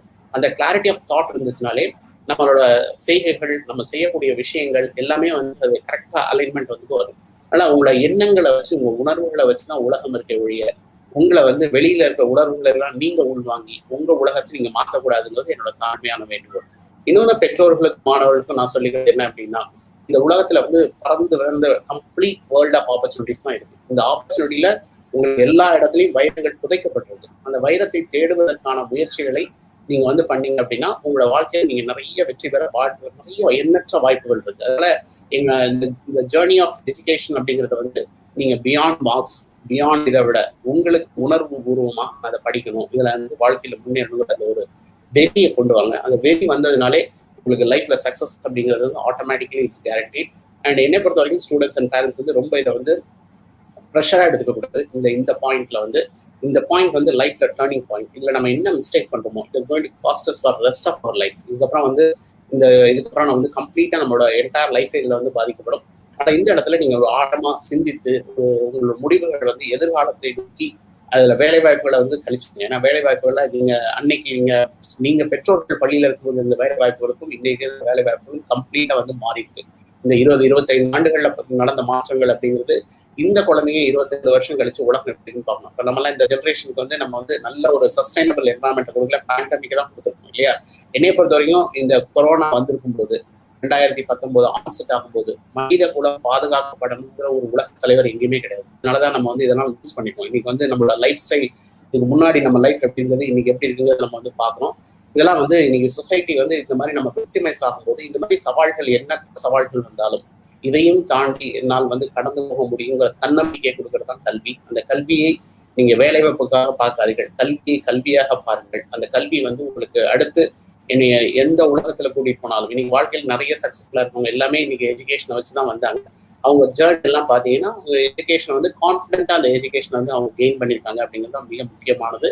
அந்த தன்னம்பிக்கை கொடுக்கக்கூடிய கல்வியை நீங்க இந்த இடத்துல தேடணும் அப்படிங்கிறதுக்கு என்னோட தாழ்மையான வேண்டுகோள். அண்ட் வாழ்க்கையில வந்து எல்லாரும் இந்த பேண்டமிக்ல சேஃபா இருக்கணும். இதையும் தாண்டி ஒரு நல்ல உலகம் இருக்கு அப்படிங்கிறத உங்க பிரெயின்ல வந்து நல்ல இடத்துல ஒரு பொசிஷன் பண்ணி எல்லாத்தையும் பாசிட்டிவா பாருங்க, நெகட்டிவா பார்க்காதீங்க. அண்ட் எல்லா நெகட்டிவ்க்கு அப்புறமும் ஒரு டோர் க்ளோஸ் ஆயிருந்ததுன்னா அது மாதிரி 10 டோர் ஈக்குவல் டோர் அந்த சைட்ல ஓப்பன் ஆயிருக்கும். அந்த க்ளோஸ் பண்ண டோரையே போய் நாக் பண்ணாதீங்க, பக்கத்துல இருக்க டோரையும் நீங்க தேடி பாருங்க. அதனால இந்த வாழ்க்கையில வந்து எல்லாரும் இந்த பேண்டமிக்கை கடந்து வெற்றி பெற வேண்டும் அப்படிங்கிற என்னோட வாழ்த்துக்கள். இந்த வாய்ப்புக்கும் தினமலர் கொடுத்த வழிகாட்டி இந்த ப்ரோக்ராமுக்கும் அண்ட் என்னோட மனமார்ந்த வாழ்த்துக்கள். இதை பார்த்துக்கொண்டு நேரில் எல்லாருக்கும் என்னோட மனமார்ந்த வாழ்த்துக்கள். வாழ்க்கையில் எல்லோரும் நன்றாக இன்பமுடன் வளர்ச்சி அடைய என்னோட மனமார்ந்த வாழ்த்துக்கள். நன்றி, வாய்ப்புக்கு நன்றி. நன்றி ஐயா, நன்றி. ரொம்ப ஹோல்சமா நிறைய விஷயங்கள் வந்து இன்னைக்கு நீங்க சொன்னீங்க. எஜுகேஷன் நம்ம வந்து எப்படியெல்லாம் தேடி போக கூடாது அப்படிங்கறதுல இருந்து ஆரம்பிச்சு என்ன விஷயங்கள்லாம் கரெக்டா நம்ம டீப்பா யோசிக்கணும் அப்படின்னு ரொம்ப அழகா வந்து நிறைய விஷயங்கள் கவர் பண்ணிட்டீங்க. இன்னைக்கு நிறைய கேள்விகளும் இருக்கு ஐயா, நம்ம டைம் அலோவ் பண்ற மாதிரி சில கேள்விகள் வந்து எடுக்கலாம். பிஎஸ்சி அக்ரி முடிச்சு ஆப்பர்ச்சுனிட்டிஸ் இருக்கா? கேம்பஸ் பிளேஸ்மெண்ட்ஸ் மாதிரியான விஷயங்கள் நடக்குமா பிஎஸ்சி அக்ரி? இது ஒரு கேள்வி. இன்னொன்னு சொல்லிட்டு ஏன்னா சில நிறைய பேர் இல்ல நான் I got the point, but நான் சொல்லிடுறேன். பிளேஸ்மெண்ட் அப்படிங்கிறது படிக்காதீங்க. நீங்க அக்ரிகல்ச்சர் படிச்சீங்க அப்படின்னா எண்ணற்ற ரிசர்ச் ஆப்பர்ச்சுனிட்டிஸ் இருக்கு. உங்களுக்கு ஸ்பைசஸ் ரிசர்ச் இருக்கு, உங்களோட சுகர் கேன் ரிசர்ச் சென்டர் வந்து கோயம்புத்தூர்ல இருக்கு, பனானா ரிசர்ச் சென்டர் வந்து திருச்சியில இருக்கு. ஸோ இதுல வந்து எண்ணற்ற ஆராய்ச்சிகள். இப்போ கார்லிக் ஆனியன் ரிசர்ச் ஸ்டேஷன் வந்து இந்தியாவில இருக்கு. இது வந்து இன்னைக்கு உலகத்துல பல்வேறு இடங்களுக்கு மருத்துவத்துறைகளுக்கு கார்லிக் ஆனியன் எப்படி யூஸ் பண்ணணும்னு சொல்றாங்க. ஆனா நீங்க அக்ரிகல்ச்சர் படிச்சு நீங்க வேலை தேடினீங்கன்னா சத்தியமா நல்ல வேலை கிடைக்காது. என்னை பொறுத்த வரைக்கும் அக்ரிகல்ச்சர்ல உயர்கல்வியில நீங்க நல்லா படிச்சு உங்களுக்கு இன்னும் அப்ஸ்கில் பண்ணீங்க அப்படின்னா நிறைய வேலை வாய்ப்புகளுக்காண்டி படிக்காதீங்க. எனக்கு தெரிஞ்சு வந்து வேலை வாய்ப்புகள் அப்படிங்கிறது இன்னைக்கு நீங்க சொல்றது 4 வருஷம் வர்றதுக்குள்ள இது எல்லாமே கம்ப்ளீட்டா மாறி இருக்கும். இந்த சேஞ்சை வந்து நம்ம பொறுத்துக்கிறது இல்லை. அதனால வாய்ப்புகள் வந்து இன்னைக்கு வந்து நிறைய டிஜிட்டல், அதாவது வேர்ல்ட் பேங்க்ல வந்து ஒரு டிஜிட்டல் அக்ரிகல்ச்சர் கோர்ஸ் வந்து தராங்க. வேற எங்கேயாவது ஒரு கம்பெனி சார்ந்த விஷயங்களுக்கும் போகலாம். அதனால நீங்க அந்த அக்ரிகல்ச்சர் நீங்க உள்ள போய் எவ்வளவு ஆழமா நீங்க படிக்கிறீங்களோ அவ்வளவு உங்களுக்கு வேலை வாய்ப்புகள் அதிகமா. ஓகே, காமர்ஸ் பத்தி, பொலிட்டிக்கல் சயின்ஸ் பத்தி, ஆர்ட்ஸ் கோர்சஸ் பத்தி சில கேள்விகள் இருக்கு ஐயா. நீங்க அதுக்கு என்ன சொல்றீங்க? என்ன ஃபியூச்சர் அப்படின்னு நினைக்கிறீங்க? பொலிட்டிக்கல் சயின்ஸ் வந்து இப்போ ஐஐடியிலே கொடுக்க ஆரம்பிச்சிட்டாங்க. Okay, master in public policy தனியா இருக்கு, பாலிசி ஸ்டடிஸ்ல வந்து தராங்க. அது மாதிரி வந்து நீங்க இது கோர்சஸ் நீங்க எடுங்க. பட் என்னை பொறுத்த வரைக்கும் ஒரு தரமான கல்வி நிறுவனங்கள்ல படிங்க. ஒரு 60 பேச்சஸ் வெளியே படிச்சு வெளியே இருக்கு, அந்த இன்ஸ்டிடியூஷன் வழியா படிச்சா அந்த அலுமினி முன்னாள் படித்த மாணவர்லாம் உங்களுக்கு கனெக்ட் பண்ணி நிறைய வேலை வாய்ப்பு கொடுப்பாங்க. அந்த மாதிரி கல்லூரிகள் நீங்க தேர்ந்தெடுக்கிறது நல்லது. காமர்ஸ்ல நிறைய இருக்கு. நீங்க பிகாம் முடிச்சுட்டு நீங்க வந்து நேஷனல் இன்சூரன்ஸ் அகாடமி இருக்கு. இந்த இன்சூரன்ஸ் அகாடமியில போய் நீங்க வந்து இன்சூரன்ஸ் ஸ்கீம்ஸ் பத்தி படிக்கலாம். இது புனேல இருக்கு. அப்புறம் national institute of banking management இருக்கு. பேங்கிங்ல என்னென்ன இது வந்து நடந்துட்டு இருக்குங்கிறத பத்தி படிக்கலாம். அதுக்கப்புறம் வந்து ரிசர்வ் பேங்க் ஆஃப் இந்தியாவோட வந்து ஐடிஆர்பிடின்னு ஒரு இன்ஸ்டியூஷன் இருக்கு, institute of development research and banking technology. வந்து ஆன்லைன் பேங்க்ல என்னென்ன fraud, possible fraud that can happen, அதை எப்படி நம்ம வந்து கண்ட்ரோல் பண்ணலாம், இதுக்குலாம் ஒரு இன்ஸ்டியூஷன் ரிசர்வ் பேங்க்ல இருக்கு. இதனால நீங்க இந்த நான் என்ன சொல்றேன்னா திருப்பி சொல்றது உங்களோட தேடல விரிவுபடுத்துங்க. நிறைய வாய்ப்பு இருக்கு. சர்டிஃபைடு வந்து ஃப்ராட் எக்ஸாமினர்ஸ் தனியாக சிஎஃப்இன்னு ஒரு எக்ஸாம் இருக்கு. இது மாதிரி நிறைய எக்ஸாமினேஷன் எடுத்து நீங்க காமர்ஸ் முடிச்சுட்டு நீங்க வந்து நிறைய விஷயங்கள் வந்து உயர்ந்த நிலைக்கு நீங்க வந்து செல்வதற்கு வாய்ப்புகள் இருக்கு. ஓகே, அலைட் ஹெல்த் சயின்சஸ் பத்தியும் கேள்விகள் இருக்கு. இப்போ மெடிக்கல் அப்படிங்கறத தாண்டி இப்போ பிகாஸ் ஆஃப் த பேண்டமிக் நமக்கு அதை பத்தி ஒரு அவேர்னஸ் இருக்கு, அதை பத்தி கொஞ்சம் சொல்லுங்க. பேராமெடிக்கல் வந்து கவர்மெண்ட்லேயே நிறைய ஆப்ஷன்ஸ் இருக்கு. நீங்க எல்லா கவர்மெண்ட் இன்ஸ்டிடியூஷன்லயும் இப்போ சீட்ஸ் வந்து என்ஹான்ஸ் பண்ணிருக்காங்க. டயாலிசிஸ் டெக்னாலஜி, அப்புறம் neuro electrophysiology, accident and emergency care, critical care technology, அதுக்கப்புறம் வந்து உங்களுக்கு வந்து anaesthesia technology, radiology, radio therapy, imaging technology, நிறைய கோர்ஸ் இருக்கு. இப்போ நாங்களாம் சேலம்ல இருந்து எகைன் நாங்க நாமக்கல் பற்றி நிறைய ஒர்க் பண்றதுனால சொல்றேன். அங்க இருந்து ஒரு பையன் வந்து நிமாஸ் ஒரு இன்ஸ்டியூஷன் இருக்கு, national institute for mental health and neuro science. அங்க போய் அவர் ரேடியோ இமேஜி படிச்சு நீங்க நல்ல பொசிஷன்ல இருக்காரு. ஏன்னா அங்கெல்லாம் நீங்க போய் பாத்தீங்கன்னா ஒரு நாளைக்கு நான் ஒரு மாசத்துக்கு சொல்றேன், இப்போ நீங்க ஆவரேஜா ஒரு அப்ராக்சிமேட் எடுத்துறீங்க, நான் மற்ற இன்ஸ்டியூஷன்ல ஒரு 100 இமேஜ் தான் பார்க்க முடியும். அங்க ஒரு மாசத்துல நீங்க 10,000 இமேஜ் பார்க்கலாம். உங்களோட எக்ஸ்பீரியன்ஸ் ஆயிட்டீங்கன்னா வெளியே வந்து நீங்க ரேடியோ எந்த இமேஜ் பார்த்தாலும் இது இந்த டிசீஸ் அப்படிங்கிறது நீங்க நேரோ டவுன் பண்ணி சொல்லுவீங்க. அதனால குவாலிட்டி ஆஃப் எஜுகேஷன்ல நிறைய டிஃபரன்ஸ் இருக்கு. அந்த மாணவர்லாம் வந்து ஒரு டாக்டருக்கு ஈக்குவலா வேலை கிடைக்கும் அந்த இன்ஸ்டியூஷன்ல படிச்சுட்டு வரதுனால. ஆனால் அந்த இன்ஸ்டியூஷன் அதனோட எக்ஸ்போஷர் அங்கே கிடைக்கக்கூடிய அனுபவங்கள் வந்து மிக மிக முக்கியமானது. அந்த குவாலிட்டியில படிச்சீங்கன்னா உங்களுக்கு நிறைய வாய்ப்புகள் கிடைக்கும். பேராமெடிக்கல் எனாமஸ் ஆப்ஷன்ஸ் இருக்கு. ஏன்னா இன்னைக்கு வந்து இல்லை, பட் நான் ஐ ஸ்ட்ராங்லி ரெக்கமெண்ட் வந்து நீங்கள் பப்ளிக் ஹெல்த்னு ஒரு எஜுகேஷன் இருக்குது. நிறைய பேர் படிக்கல. இப்போ எங்கள் ஸ்டூடெண்ட்ஸ் நிறைய பேர் வந்து படிச்சுட்டு டாடா இன்ஸ்டியூட் சோஷியல் சயின்ஸ்ல படிச்சுட்டு பாம்பேல தாராவி ஸ்லம்ல இந்த பேண்டமிக் கண்ட்ரோல் வந்து ஒர்க் பண்றாங்க. எனக்கு தெரிஞ்ச வரைக்கும் பாம்பேல தாராவில உங்களால இந்த வைரஸை கண்ட்ரோல் பண்ண முடியுமா? உலகத்துல எங்க வேணாலும் கண்ட்ரோல் பண்ணலாம். அது வந்து எல்லா டிபார்ட்மெண்ட்டும் சேர்த்து ஒர்க் பண்ணாங்க. பப்ளிக் ஹெல்த்னு ஒரு டிபார்ட்மெண்ட் இருக்கு. ஸோ பேராமெடிக்கல்ல நம்ம வந்து பப்ளிக் ஹெல்த் அப்படிங்கிறது நம்ம ரொம்ப இம்பார்ட்டன்ஸ் கொடுக்குறோம். நம்மளோட மெயினா இந்த பேண்டமிக் ஃபெயிலியர் ரீசனே நம்மளோட பப்ளிக் ஹெல்த் எஜுகேஷன் வந்து ரொம்ப போரா இருக்குது. இன்னொன்று பிளானிங் வந்து நமக்கு ப்ராப்பரா இல்லை அப்படிங்கிறது தான். அதனால இந்த பாயிண்ட்ல வந்து என்னை பொறுத்த வரைக்கும் கேட்டால் நிறைய துறைகள் பிளானிங் வந்து படிக்கலாம், பப்ளிக் ஹெல்த் வந்து படிக்கலாம். பேராமெடிக்கல்ல வந்து நீங்க பிளானிங்லாம் நீங்க வந்து கம்ப்ளீட்டா மாறப்போகுது. நீங்க திங்க் பண்ணி கூட பார்க்க முடியாது. நான் அன்பார்ச்சுனேட்லி நமக்கு பாப்புலேஷன் கிடையாது. என்ஐடி அண்ட் ஐஏஎஸ்டி மாதிரி 1 or 2 institution school of planning architecture Delhi மாதிரி இன்ஸ்டியூஷன்ல தான் உங்களுக்கு பிளானிங் இருக்கு. பி பிளானிங் இருக்கு. பிளானிங்ல என்ன படிப்பீங்கன்னா, இப்போ நான் ஒரு சடனா இப்போ நீங்கள் ஏர்போர்ட்ல இருந்து வரீங்க, எவ்வளவு பேருக்கு பேண்டமிக் இருக்கு அப்படிங்கிறத நான் ஸ்கேன் பண்ணா அதுக்கு என்ன பண்ணணும், அவங்களை எப்படி நான் செக்ரிகேட் பண்ணணும், எப்படி நான் வந்து அவங்களை பிரிக்கணும், அதெல்லாம் வந்து நீங்க அதை எப்படி மானிட்டர் பண்றது, இதெல்லாம் பிளானிங் தான் பண்ணுவாங்க. நீங்க பிளானிங் பிளேஸ் இம்பார்ட்டன்ட் ரோல். இப்போ பாம்பேல எல்லாம் ஸ்டேஷன்ல இருந்து இறங்கி வந்துட்டாங்க அப்படின்னா நிறைய சோக் ஆகுது அப்படின்னு சொல்லிட்டு அதுக்கு பதிலாக வந்து ஸ்கை வாக்னு ஒன்று கிரியேட் பண்ணுங்க. நீங்க பிளாட்ஃபார்ம்ல இருந்தே ஏறி நீங்க 2 கிலோமீட்டர் 3 கிலோமீட்டர் நடந்து போகலாம். இதெல்லாம் பிளானிங்கோட கான்ட்ரிபியூஷன்ஸ். அதனால பிளானிங்கிறது ஒரு டிபார்ட்மெண்ட் இருக்கு. அதை பத்தி நீங்க பார்க்கலாம். பப்ளிக் ஹெல்த் இஸ் வெரி பேராமெடிக்கல்ல முடிச்சுட்டு நீங்க என்ன டிகிரி முடிச்சு கூட பப்ளிக் ஹெல்த் போகலாம். இட் இஸ் நாட் தட் இந்த டிகிரி தான் கிடையாது. Public health is need of our. நீங்க இங்க படிச்சீங்கன்னா நீங்க நிறைய நீங்க உலகம் முழுவதும் வாய்ப்பு இருக்கு. அது மாதிரி இந்த இப்போ நீங்க சொன்ன பேராமெடிக்கல் எல்லாமே இப்போ ஆக்சிடென்ட் எமர்ஜென்சினா ஒரு ஆக்சிடென்ட் ஆகி வரவரோட உயிரை நான் எப்படி காப்பாற்றணும் அப்படிங்கிற எமர்ஜென்சி மெடிசன் தனியா இருக்கு. அது தனியா அதுவும் நீங்க வந்து படிக்கலாம். இதெல்லாம் படிச்சீங்கன்னா உலகத்துல எங்க போனாலும் எமர்ஜென்சி வரதான் போகுது. அதனால அந்த எமர்ஜென்சிக்கு நீங்க சாட்டிஸ்ஃபை பண்றதுக்கு உங்களுக்கு உலக அளவுல வாய்ப்பு இருக்கு. அதனால இந்த இடத்துலதான் மட்டும்தான் அப்படின்லாம் கிடையாது. அதனால இந்த வாய்ப்புகளை நீங்க வந்து பண்ணி நீங்க உங்களோட பெட்டர்மெண்ட் வந்து எக்ஸ்பீரியன்ஸ் தான் வருது. உங்களோட விருப்பம் பிளஸ் அந்த உங்களோட இன்ட்ரெஸ்ட் இருந்துச்சுன்னா நீங்க எண்ணற்ற நர்சஸ், பேராமெடி ஹெல்த் ஒர்க்கர்ஸ் இருக்காங்கல்ல, மெடிக்கல் டாக்டர்ல இருந்து எல்லாருமே அவங்க ஃபேமிலி விக்டிமா இருக்கு. அவங்க இந்த டிசீஸ் தாண்டி எல்லாமே வந்து பண்ணிட்டாங்க. அவங்க வீட்டுல யாருக்காவது இன்ஃபெக்ட் ஆகுது. இதெல்லாம் தாண்டி அவங்க வந்து அவங்கள சாக்ரிஃபைஸ் பண்ணி தன்னலமற்ற ஒரு சேவை, அது தன்னலமற்ற சேவையா பார்க்கணும். அதை போய் சம்பாதிக்கணும்னு பார்த்தீங்கன்னா முடியாது. ஏன்னா இந்த 50 ஆண்டுகள் டாக்டர்கள் பார்க்காத ஒரு விஷயத்த உலகத்தை இந்த பேண்டமிக் வந்து அவங்களுக்கு காமிச்சிருக்கு. அவங்க ரெஸ்ட்லெஸ்ஸா, அவங்க கண்டினியூஸா, அவங்களுக்கு சப்போர்ட் சிஸ்டம் அவ்வளவு ப்ராப்பர் இது இல்லாமல் அவங்க மக்களை இழக்கணுங்கிறது அவங்க உள்ளூர மனதார வந்து அவங்க பாதிக்கப்படுகிறார்கள். அதை பற்றி நமக்கு ஒரு விழிப்புணர்வும் கிடையாது, புரிதலும் கிடையாது. அவங்களோட உலகத்தை நம்ம இன்னும் அவங்க பார்வையில பார்க்கல, அவங்க கோணத்துல இருந்து பார்க்கல. நம்ம வெளியே இருந்து நம்ம மற்ற விஷயங்களை பார்த்துட்டு இருக்கோம். அவங்க உலகம் வந்து இப்போ வந்து ஒரு கம்ப்ளீட்லி மாறுபட்ட உலகம் இப்போ வந்து கரண்ட்லி இந்த பேண்டமிக் அப்புறம். அதனால இந்த இதை வந்து நீங்க ஒரு தன்னலமற்ற சேவையா பார்க்கணும். நீங்க ஸ்டூடெண்ட்ஸ் நிறைய ஃப்ரண்ட் லைன்ல இருக்காங்க. அவங்க சொல்றதெல்லாம் அந்த இது நினைச்சிட்டு வந்த மெடிசன் வேற, இன்னைக்கு இருக்கிற மெடிசன் வேற அப்படிங்கிற மாதிரி வந்து ஒரு சிச்சுவேஷன் வந்து மாறிடுது. அதனால இந்த பேராமெடிக்கலும் அதுதான். நீங்க உள்ள போகும்போது it's a great sacrifice. But உங்களோட காஷியஸா இருந்தீங்க அப்படின்னா, இன்னைக்கு நிறைய டாக்டர்ஸ் காஷியஸா இருக்கிறதுனால தான் நம்மளாம் சஸ்டெயின் ஆக முடியாது. ஸோ அந்த ஒரு காஷியஸ் ஒரு கம்ப்ளீட் இதோட இருந்தீங்கன்னா you can able to over come any situation. என்னை பொறுத்த வரைக்கும் இந்த சிச்சுவேஷன் கிடையாது. எந்த ஒரு சிச்சுவேஷன் வந்து நம்ம வந்து நம்மளோட கல்வி வாயிலாக வெளியே வந்த வாய்ப்பு இருக்கு. ரொம்ப நன்றி சார். Thank you very much. வாய்ப்புக்கு நன்றி. நன்றி நன்றி. சோ இன்னைக்கு நிறைய பேர் வந்து என்ஜினியரிங் பத்தியான கேள்விகள்லாம் வந்து கேட்டிருக்கீங்க. அதற்கான பதில்கள் வந்துட்டே இருக்கு. தொடர்ந்து செஷன்ஸ்ல வந்து அந்த கேள்விகளுக்கெல்லாம் உங்களுக்கு வந்து பதில் கிடைக்க போகுது. இப்போ joining us next as a speaker, engineering துறையுடைய எதிர்காலம் பத்தி திரு ஐயப்பதாஸ் அவர்கள் நம்ம கூட பேச போறாங்க. இவங்க யாரு அப்படின்னா துணை பேராசிரியர் mechanical engineering department, Amrita school of engineering, Chennai. Okay, so நீங்க இப்பதான் வந்து இணைஞ்சிருக்கீங்க அப்படின்னா வெல்கம் ரைட் ஹியர். தினமலர் மற்றும் அமிர்தா ஸ்கூல் ஆஃப் இன்ஜினியரிங் இணைந்து வழங்கும் வழிகாட்டி 2021 அப்படிங்கறது தான் நீங்க வந்து கேட்டுட்டு இருக்கீங்க. உங்களோட எல்லா கேள்விகளையும் தொடர்ந்து அனுப்புங்க. அண்ட் ஆஃப் கோர்ஸ் அடுத்து நம்ம ஸ்பீக்கர் என்ன சொல்றாருன்னு பார்க்கலாம். வணக்கம் ஐயா.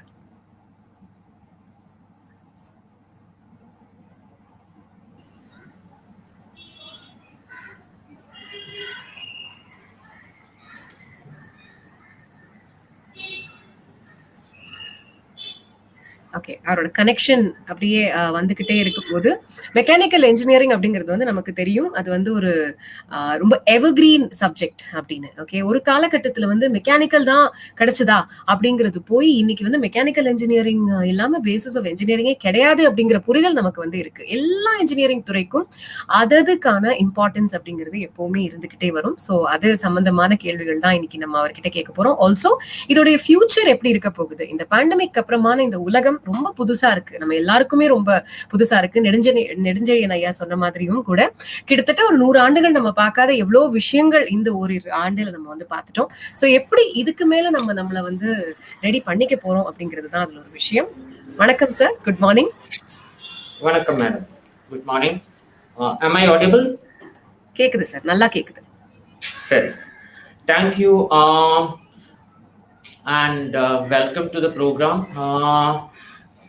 எனக்கு வந்து தமிழ் கொஞ்சம் I'm basically a Malayali. I'm working with the Department of Mechanical Engineering, Amrita School of Engineering, Chennai. So let me switch on to the language I'm comfortable with. I'll definitely be taking up questions. You can ask questions in whichever language you choose to. I can understand Tamil. So basically, I'm going to do my talk with a short PPT-based presentation.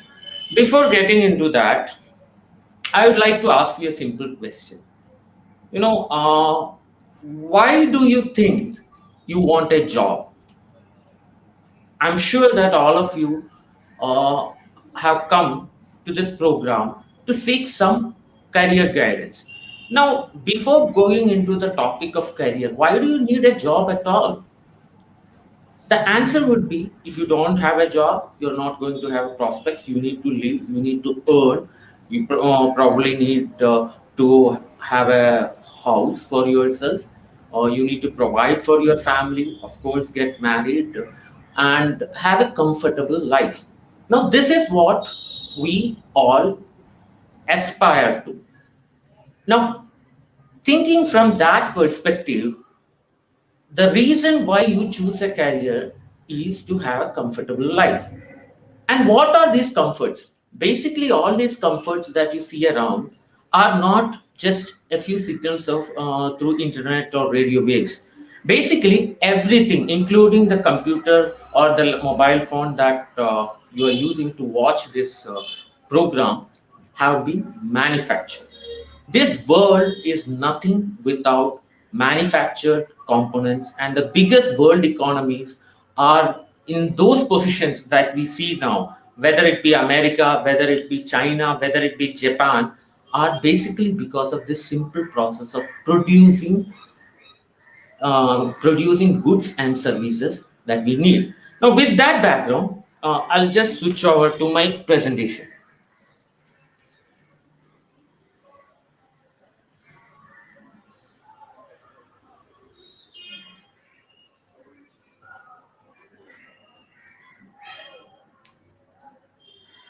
All right.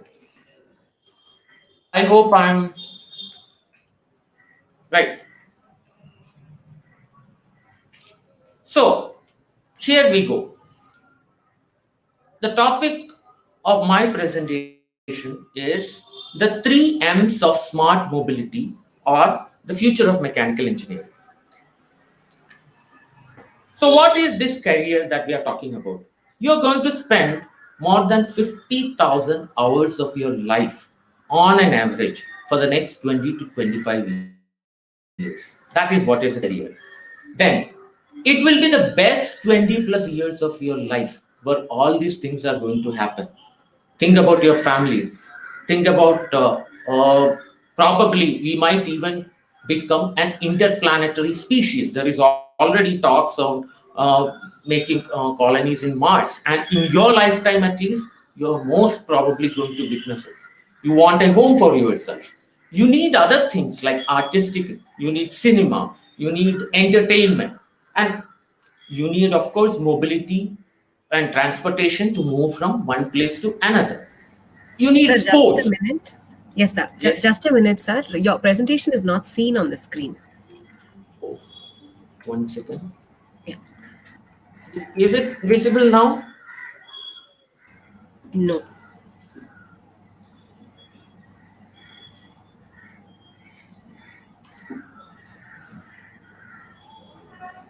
I have added it. Okay, wait 1 second. Sorry. Sure, sir. Huh. All right.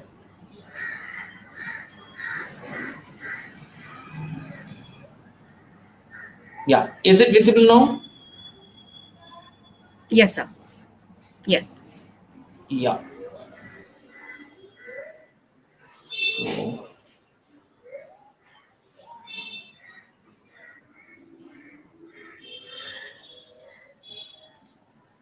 all right. Yeah. So Sorry for the technical glitches. Yeah. So as we were discussing, you are going to spend 50,000 hours and above of your life. This will be the best 20 years of your life. And what you are going to do at this point, as the speaker before me rightly pointed out, in these 4 years of your crucial 4 years of your life is going to decide your course of life.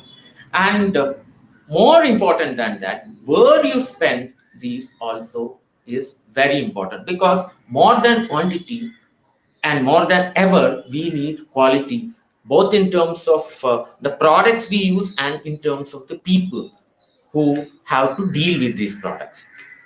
So now comes the question, so why engineering? I mean, it's a very, the cartoon on your left side used to be a very popular and famous cartoon in our days. It's called Flintstones, where everything that you see today are presented over there in a stone age. Like, they also have vehicles, they also have cranes, they also have homes. But instead of using the sophisticated technology of today, they are using stones and flints, axes, no iron, just woods and other stuff. It was a very interesting cartoon and very popular. Now, it's a way of thinking. Like, do you want a Flintstone world, or you want a world, as you can see on the right side, where probably we are talking about a colony in some other planet? As you can see there, you see there is you can see a glimpse of another planet. Probably it's a cartoon, it's an imagination of conquering some other planet or some other satellite of probably Jupiter, maybe Europa, where you can see a planet rather than sun from there, and you still have a living colony. Now, you might think that I'm exaggerating. No, actually, the predictions are that we are going to be an interplanetary species, at least in some time in future. So, if you want this to happen, or whether or not you want this to happen, the core of this is going to be engineering. So, the coming world or the future world has many challenges. What are these challenges? See, we have one big challenge of communication, and all of us experience this. Without our mobile phones, without our internet, without our gadgets, it was almost impossible to survive during this pandemic. Of course, we would have survived with some other technology, but the communication in itself made life at least better than how it could have been. Then we need production. There was an old joke in our times when internet just came to India. Are you going to get masala dosa by typing www.masaladosha.com? Well, we know that today we get it. But then the problem is, who made that mobile phone which is carried by the delivery boy of Swiggy or Zomato or whichever company? It is also manufactured. It is produced. We need development. All of us, we would like to be better than our parents economically, in terms of not just monetarily, but in terms of comforts of life. And of course, we need education. Above all, the pandemic has taught us that we need some critical elements like health and energy. So this is the challenges that world is going to face. How to bridge these challenges? And we have very simple answer to all these challenges. Motion and machines are going to solve almost all of the challenges. Now you might be thinking I'm exaggerating. No, we are not. Because there was a time when you could not imagine how to construct a 50 or 100 story. I'm sure everyone have heard about Burj Khalifa. The technology with which it such a huge complex was built is again human invented technology, and this were coming up with because we were to move things from a ground to a certain height and build things together. So the key is always motion and machines. Even in your computer, your hard disk is still running, it is reading several things. Or if you're using your mobile phone, you have a problem with heating. Most of you must have experienced that there is a problem with heating of mobile phones. If you have a disease, how are vaccines injected? You need a syringe. How do you get a syringe? You have to manufacture a syringe. And so even advanced technologies like MRIs or CT scans today. So now let me put this thing. As I said, I'm coming from mechanical engineering. I'm trying to explain to you the scope of the field of mechanical engineering.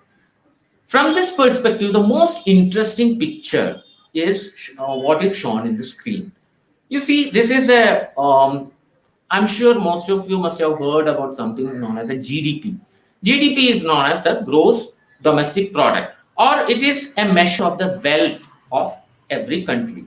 Now you can see, if you take all the wealth of the world, United States of America has the major chunk. That is what is shown. This is the data from 2015, but it still holds. Followed by the European Union states. Then comes China, and in fact, China has marginally crossed EU, or if you exclude Britain, it has already crossed.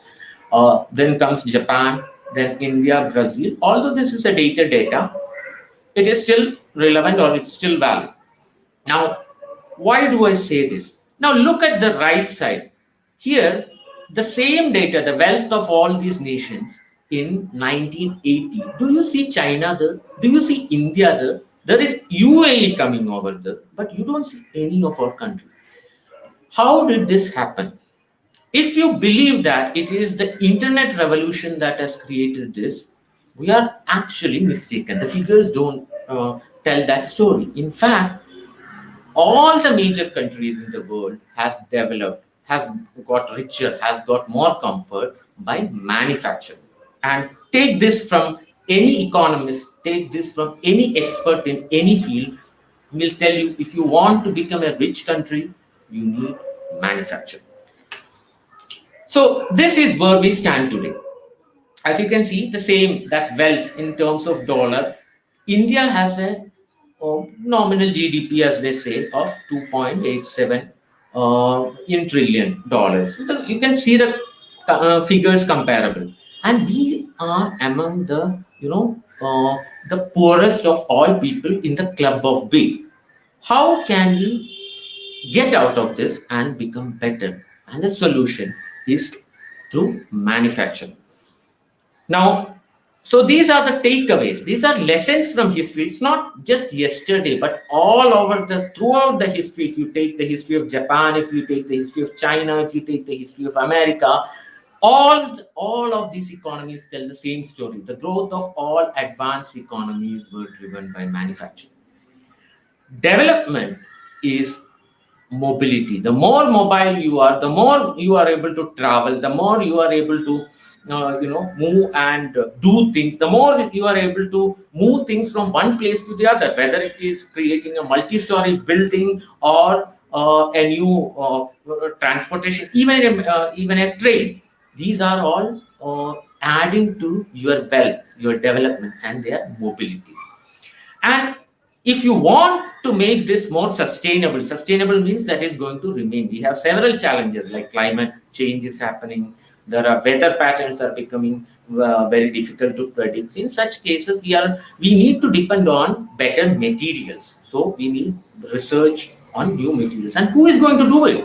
It's you people who are going to do it. Or rather, we are going to help you do it. But of course, you are the ones who are going to do it.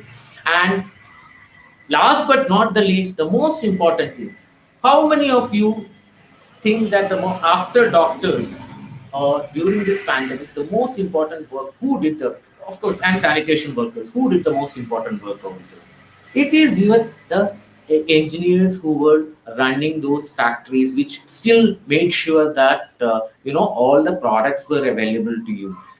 Also the people who work at the electric stations, who may ensure that the electricity is running 24 hours. Even when the internet is out, there will be a service engineer. So we need maintenance. So these are the actual picture of the world, is that it is mobility that creates wealth, it's mobility that creates career, and mobility needs these three components: manufacturing, materials, and maintenance.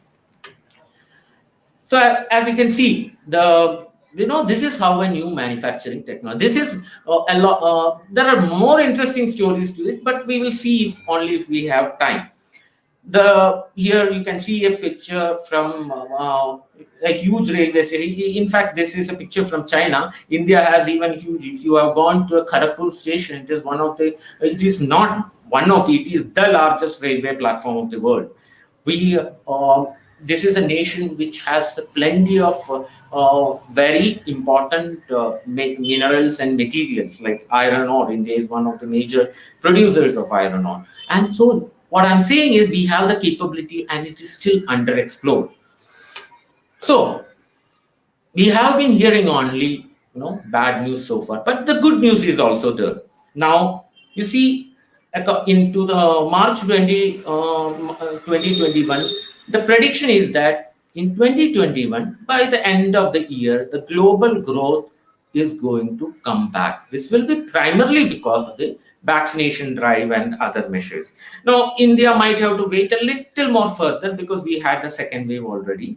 But still, our picture is also not different. We are going to grow at a much larger pace. So there will be jobs, there will be more motion, and motion creates jobs. And for that, we need engineers in future, because you people are going to graduate in the next 4 years, and by that time there will be a huge surge of demand for such the jobs that requires engaging with the mobility. So what are these new technologies which are going to happen? I'm sure all of you have heard about or seen drones. A lot of our ordinary works are going to be replaced by drones. You might have a lot of people doing delivery today, but trust me, in the next 5 years, many of these deliveries will be done by drones. And that will create a very interesting scenario. Even now, the study is going on. But the problem is the Indian city maps and the way it has to navigate. In America, in many cities, the delivery is already done by drones. All your cars are going to change. Already, the government has made a policy that now the life of a car is going to be some 10 to 15 years. After that, you have to scrap it. So you need, and the next generation of cars are exclusively going to be with electric cars. We already know that with the price of petroleum going up, it's also a very good prospect. It's also a good economy. Several companies have there are startups started by IIT Madras, which is the place where I did my PhD, and there are places even with our own incubation center at Amrita. Several projects, startups on electric vehicles are going on, and this is going to happen in the next 3 to 4 years. There will be smarter materials. All the things that you are going to work, including not just your tennis rackets, but many of the materials are going to be made with carbon fibers. Now, and medical robotics is one area where most of you think about robots as those funny things, doing funny talks, or just doing pick and place some actions. That's not the only purpose of robots. In fact, medical robotics is an upcoming area where India is only picking up slowly. But in the coming 5 years, after the next 5 years, this is one area where many companies are going to come up in India, and it's also a need of the hour. There is going to be intelligent robots. In fact, I wanted to show this video, but it's somehow you can just go to Google and search for Boston Robotics, or and see this very funny video where the robot is dancing to a song.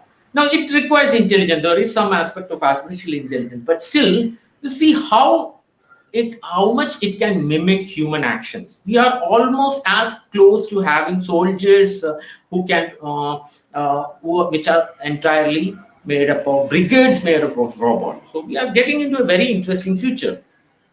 Now, but there is also a scary news part of it, because AI and robotics are, and many forms of smart automation. Chennai is actually a center of automobiles and many of the automation projects. this is going to be replaced. That means many jobs are also going to be displaced. So that is indeed a troublesome news. But the good part of this is that if you are ready, if you are future ready, you are probably going to get even a better pay. That means if you are skill trained in automation management, automation, and large part of managing automation comes through the mechanical engineering and robotics. You are probably more future proof than many other jobs. Now, but there is no guarantee that it is definitely going to attract. But still, what we see and what we know for sure is that management, automation, and robotics are going to change the landscape of the world. It's already changed many cities of America, and it is only a matter of time before it comes to India, and you should be ready for it. Now, some interesting news. Everybody thinks that the rocket is made, right? You have to do a lot of manufacturing process, welding, thing, and people think mechanical engineering is all about this. No, actually, it has changed a lot. Of course, welding is a part of mechanical engineering. We have the world's first 3D printed rocket engine. Think about it. You are talking about one of the most sophisticated technology in the world, and it gets 3D printed. And 3D printing is going to change the landscape of the world. Now, no longer products will be manufactured in just factories, but your homes will become factories. So on the right side, you can see a 3D printed prosthetic arm, which is a great blessing for people who have unfortunately lost their limbs.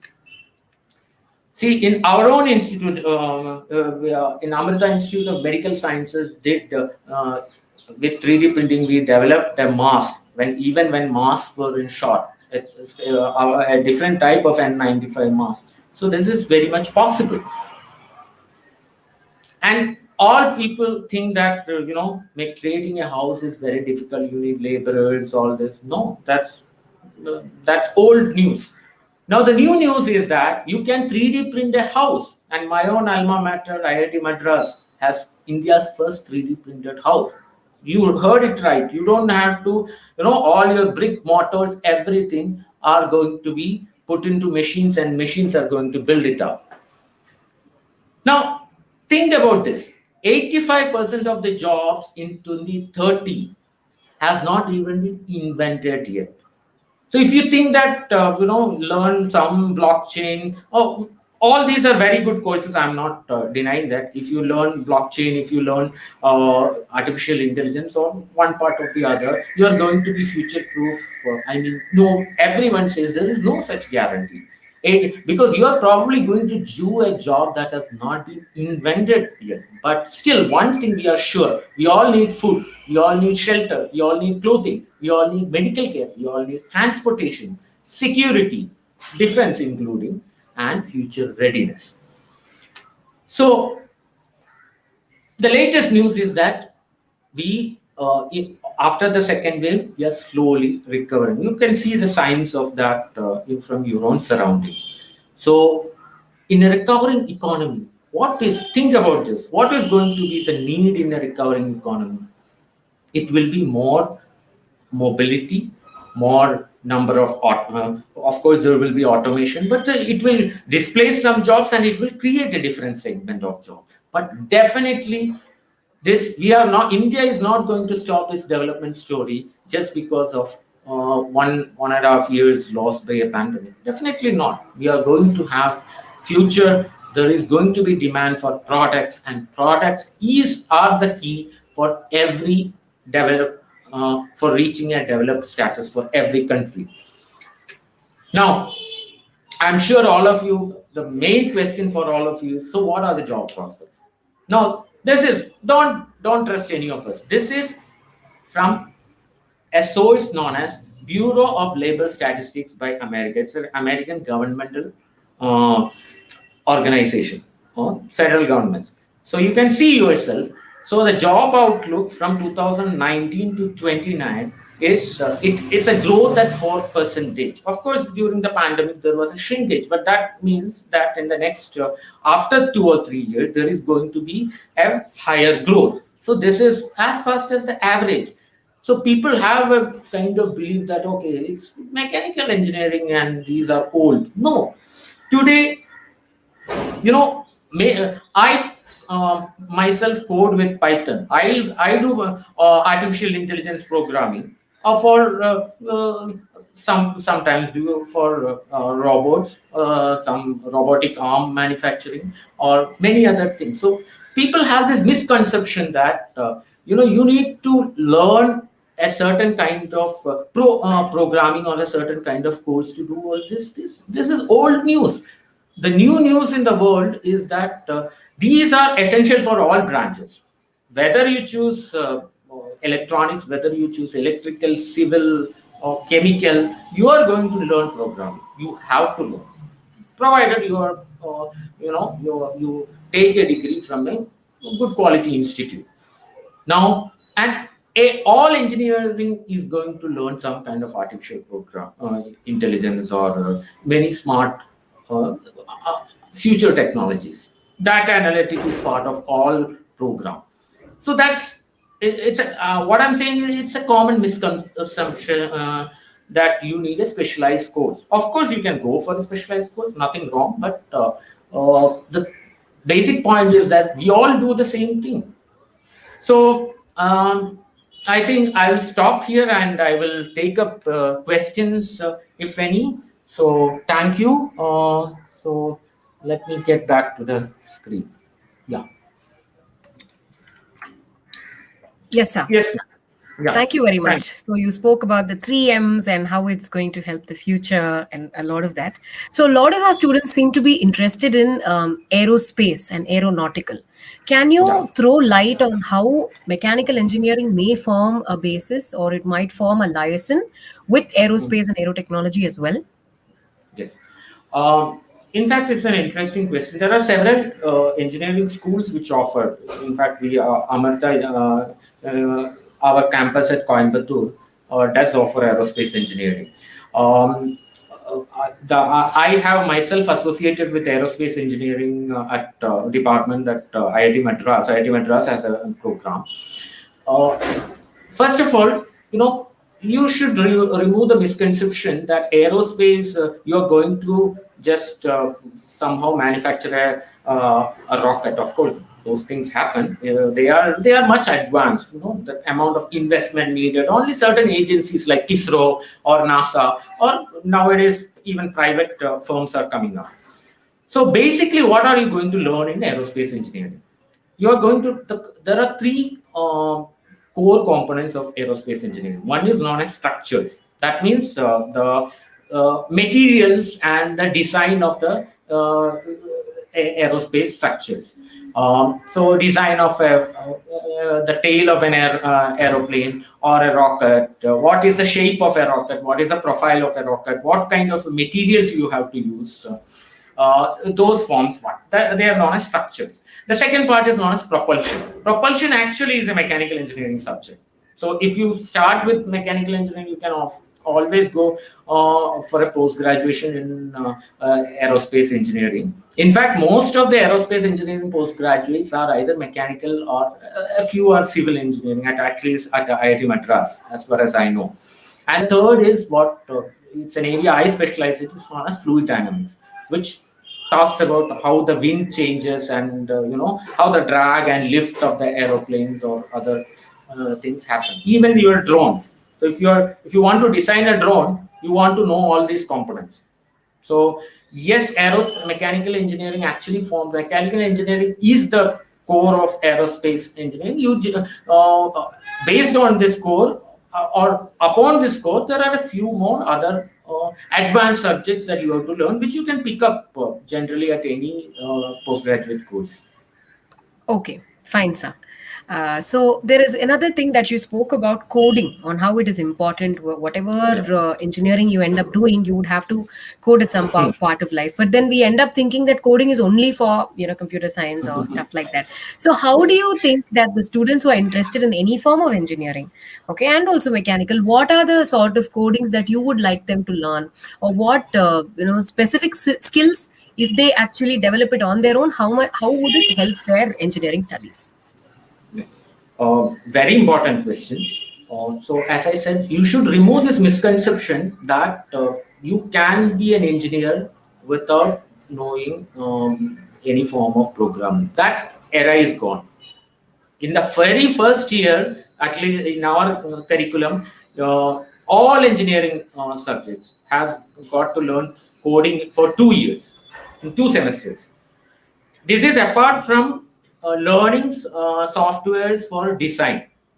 I'm not just talking about mechanical engineering, but all engineering. You have to learn CAD/CAM, which means the graphics using some softwares like AutoCAD. Then you need to learn at least 2 languages, usually C and Python. Now, what are the things? It will always help your prospect in successfully completing engineering if you know uh, uh, basics of coding. And I'm not very specific, fixed on any language. You don't. Programming is different from knowing a language. Programming is the logic.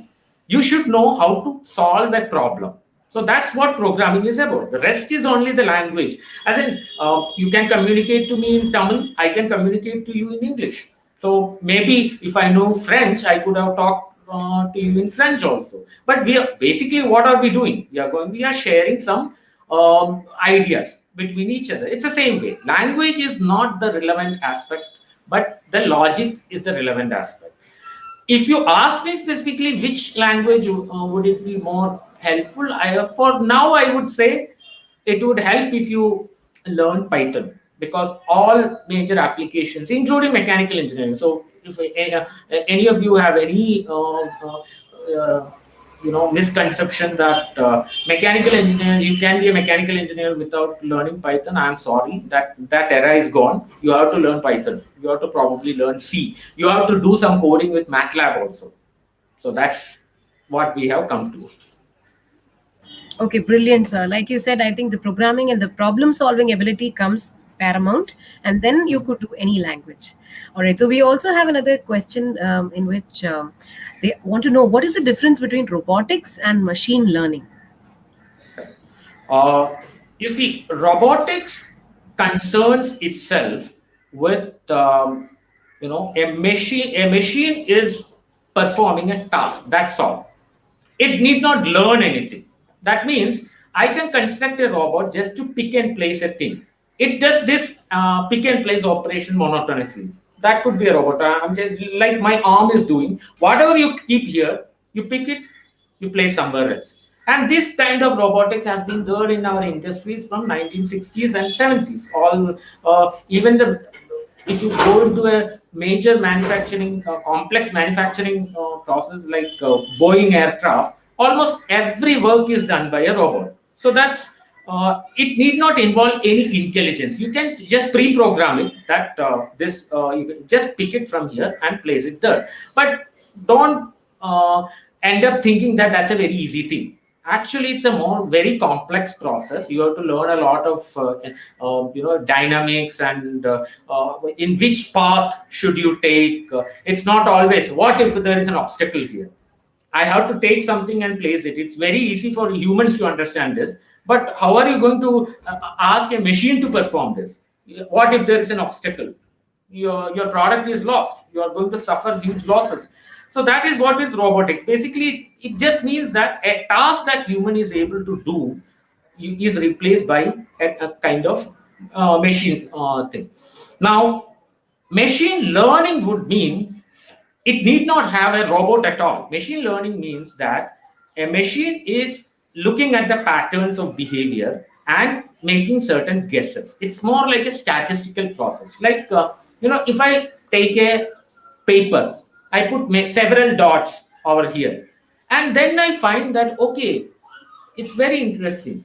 that if I draw a straight line, most of the dots are falling very close to this straight line. So students who have taken up mathematics for their +2 must know what is known as a regression or linear regression. So this is basically what a machine. So machine is now understanding that, okay, it's not just a few dots put out here. It has a pattern, and now it is going to predict, okay, where will the next dot fall? It will be closer to this line. So this is a machine learning can be defined as a statistical way of predicting patterns from any human behavior or natural systems or so. It need not have a robotic component. Often robots also have a machine learning component, so that robots adapt with the surroundings, and the robot also has a machine learning component. But machine learning in itself, even your websites are using machine learning. It does not have a robot.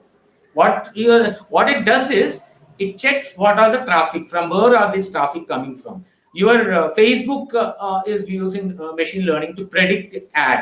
What is your consumer behavior? It takes into the account that behavior and shows you an ad. So that's basically a machine learning process.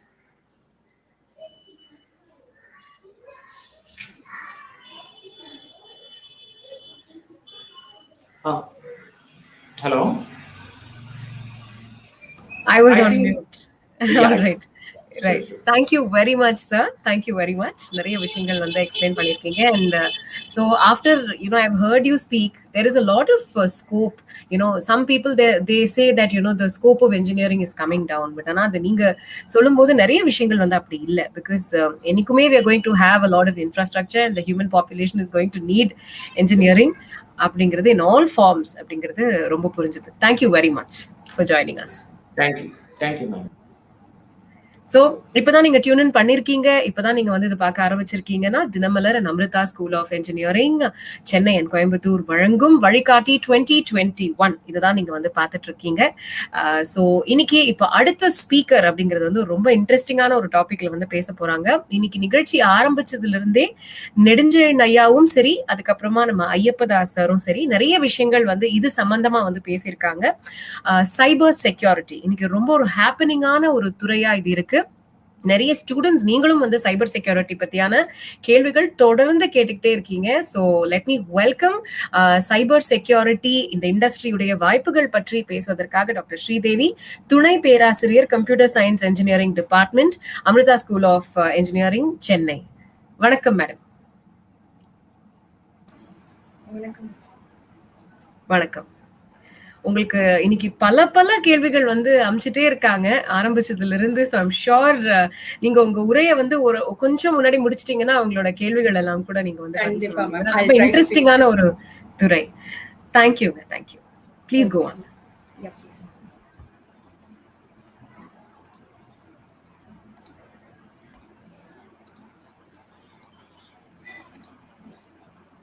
Ma'am, just let me know if my screen is visible, ma'am. தெரியுதுங்க, கரெக்டா தெரியுது. Okay. So yes, good morning all. So myself, I'm Dr. Sridevi, Assistant Professor, Computer Science and Engineering Department of Aerospace School of Engineering, Chennai campus. So today I'll be talking you about the future of cybersecurity. So I'm pretty sure, like ma'am said, there will be lots of questions. So I'll try to finish the section a little bit early so that we can take up the more questions. So, but I do feel that I have addressed most of the questions in the coming slides, because I have focused on majorly 3 parts in the presentation. So initially about the cybersecurity, I'll give you an overview of what cybersecurity is and what are the major subjects or what are the major topics which cybersecurity covers. Then the main aspect, which is the job opportunities available. So what are types of job, and mainly there is a question on like what are the salary packages, because many of these jobs are new. So salary packages and all these things are not so outside, not so known to common people. So what are the packages which we can expect? Then why there is a huge demand? Like why am I seeing cybersecurity at all the places? So that huge demand we should address. Why is it, and what is going to happen in the future? And another, like lastly, I would like to also address, like if you want to master cybersecurity, so what are the options available? What are things you can learn? From where to start learning? So these are the main three things which I'll be addressing in the presentation. So I hope these main three things will cover most of your doubts. So let's see. So first, I would like to start from I don't know how many of you have heard about Global Cybersecurity Index. Basically, it's a measure that is like how each and every nation is committed to the cybersecurity at a global level. So how much we are focusing on, how much, like at what rate we are increasing in the cybersecurity domain. So research, all these things matters, like how secure our country is. So everything, there are many things which matters. And there was a news which came on June 29, 2021, which says now our India is ranked top 10 in the ITU's Global Cybersecurity Index. It was at 37th place before, I mean like 47. Now it has come up 10 place, I mean 37 places up. So now it is ranked in the top 10. So basically, how are they ranking this? They have many measures. Like they do an overall survey. They ask some questions related to all these five pillars. They take surveys. They ask the country to support, like submit some reports, then proof. So they do lots of things to address these issues. So we have come up to the 10th spot. Then, like the next question is, where is China and Pakistan? See, they are at the lowest levels. Then, what are the top countries then? See, we have US, UK, Saudi Arabia, Estonia, Russia, UAE, Malaysia, Singapore, Spain. All these are ahead of us. But it's a matter of pride that we are in the top 10. Now, let's see what is cybersecurity is. I hope everyone knows it. But let me give you a very simple example, which in many of our lives, this might have happened. So I have taken one picture. Okay, let this be an Anne. So I'll take Anne as my example throughout my presentation. So we do shop, correct? We do have we shop in Amazon, we shop in Flipkart, then lots of Myntra, like online sites, Big Basket. So in this pandemic, we are 24 hours. We are inside the computer. We are online. Our data is going through air, so we have so many things happening. So when we shop, at least you can address it yourself. How many of you have saved your data inside the shopping carts, like in Amazon or wherever it is? We have our address saved, correct? We have our mail ID saved, sometimes debit card, credit card details, UPI ID saved. So all these things we do save. Why do we save in these apps? Because we want to save the time. At the time of shopping, we don't want to run like checking where is my card, what is the card number, correct? And we want to have a hassle free environment where we can like just sit, shop, and just close it out. So when we go for these things and when we save our information, where is this information being saved? This information is saved in server, which is sitting at some other place, maybe California, US, Europe, somewhere it is. So we are putting all our credit card details, everything inside a server, correct? Now, assume that I know most of our mails will receive gift vouchers, correct? These sites will give you lots of gift vouchers, but we are not able to recognize which is the correct one and which is the not correct one, like which is like we cannot trust it. So most of the time, what we do when a gift voucher comes, we will open it up. We'll see, is it useful to us? I want to buy something from that site. Okay, they are giving you some off. Let's go and buy it. Correct? That's what we do. What we'll do? We will, once we open that, because once we are inside that app, it's fine. But when we receive a mail, mostly what they'll do when we click on that mail, they'll ask us to enter the login credentials. Correct? What is my mail ID? What is my password for that particular shop card? So I'll enter again all my details. What exactly is happening? Assume that this mail has not come from a shopcart.com. So I have given my details to someone else. My login ID, everything I have given. Correct? So he has now my login ID, password. He can log in. He can log in, and what he'll do? I have my credit card information saved in that. I have my address, all the details I have saved. He can do whatever he wants. Correct? And he will take away my money. I might have received messages saying that this much amount of money is being gone. Then I have to run behind the bank to block my credit card, all these things. Correct? These all things has happened because that mail ID or that mail has come from a fake account. So there was someone who was sitting at some other end who tried to access my informations. So this is basically is a very simple example of a cyber attack. So many people do this. Okay, hackers do get our information through this, and we are like most of them. Many of them might be victims of cyber attacks. So there might be some website we might try to buy something from there. That product might have never reached us. When we try to contact the customer care, it never goes. What will you do? Correct. So these all things has happened because there was a hacker who tried to access our information and he tried to take up our money from that. So basically, now I'll just tell you the basic definition. This definition you will find it in all the places. So basically, what a cybersecurity does is it can be any technique which you use to secure your digital components. It can be your data, it can be your network, it can be your computer, it can be anything which you try to secure your digital components from an unauthorized access. This unauthorized access can be your friend, can be a hacker, anyone, but which you don't want to show your data to. So how do you protect it? So those aspects becomes your cybersecurity. Now, you might have heard lots of cyber attacks. You have heard like it is increasing like anything. So there was malware attacks, spyware, Trojan. There are many types. Basically, when we download an attachment. So in mail, you might say you might have some attachment. When you download an attachment, what will happen? It might harm your system.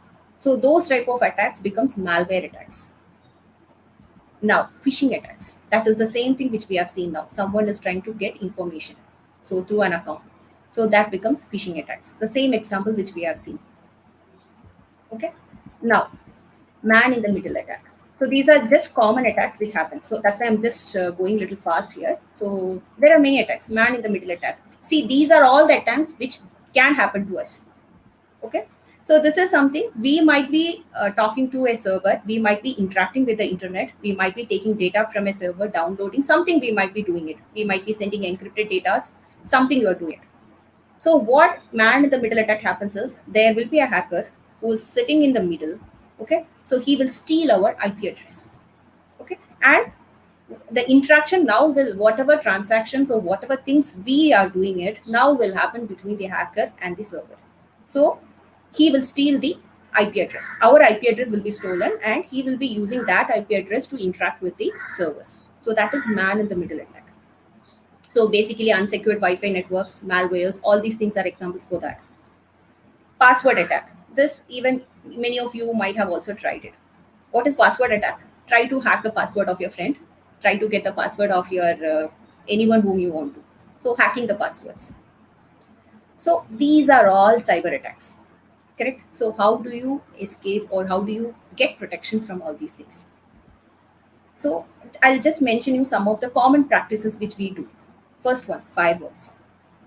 When you buy a system, you know that your laptop comes with a Windows firewall. So since it is there, we think that, okay, they are giving us for free, let's have it. So why do we need a firewall in the system? Did you configure it correctly for your system? So basically, firewalls will stand between your network and your system. So whatever traffic which comes, okay, which they think is not secure, they will filter it out. And they will only give you the secured ones. So that is the role of a firewall.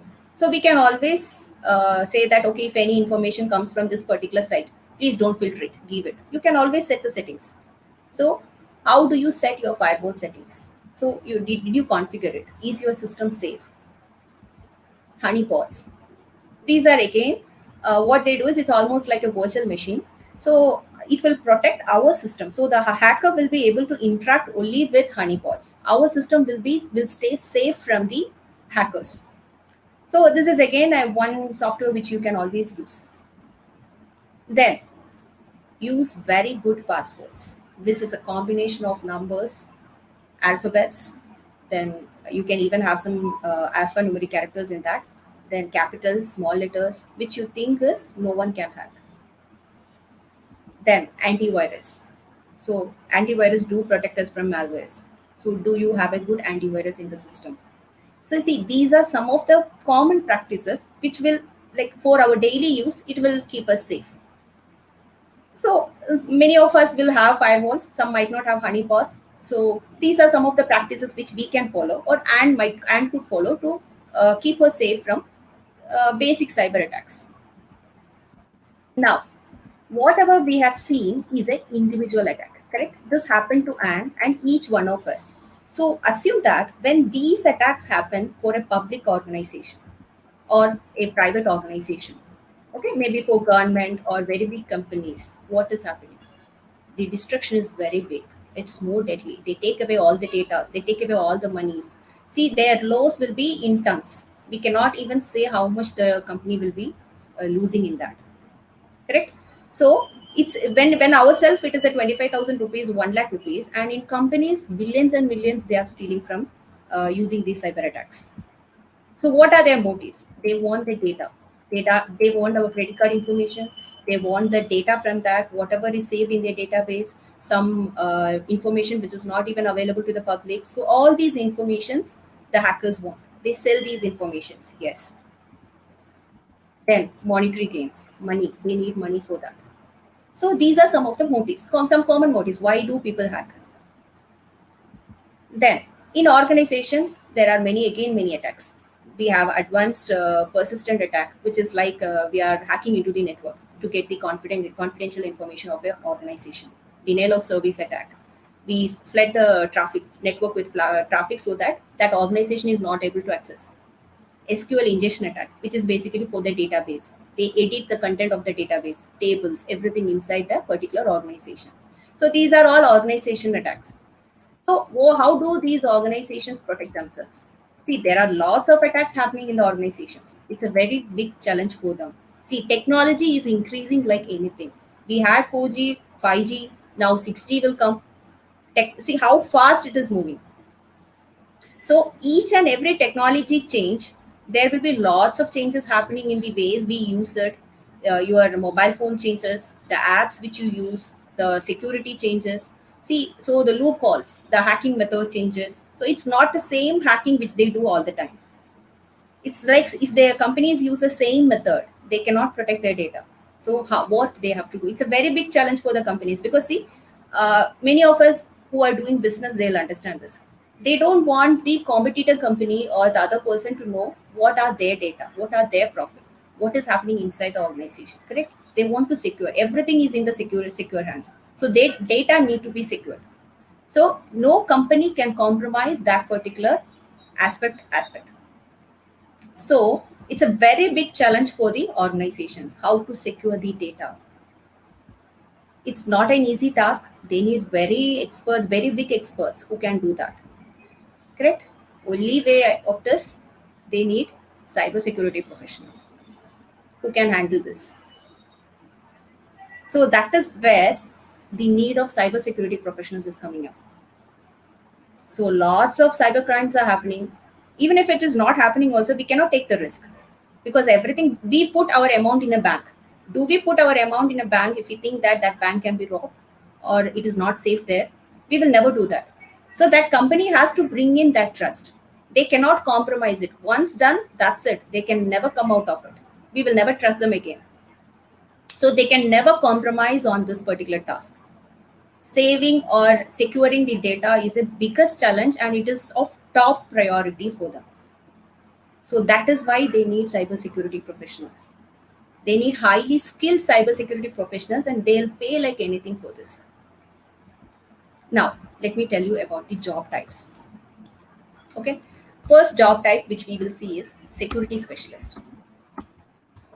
So what does the security specialist do?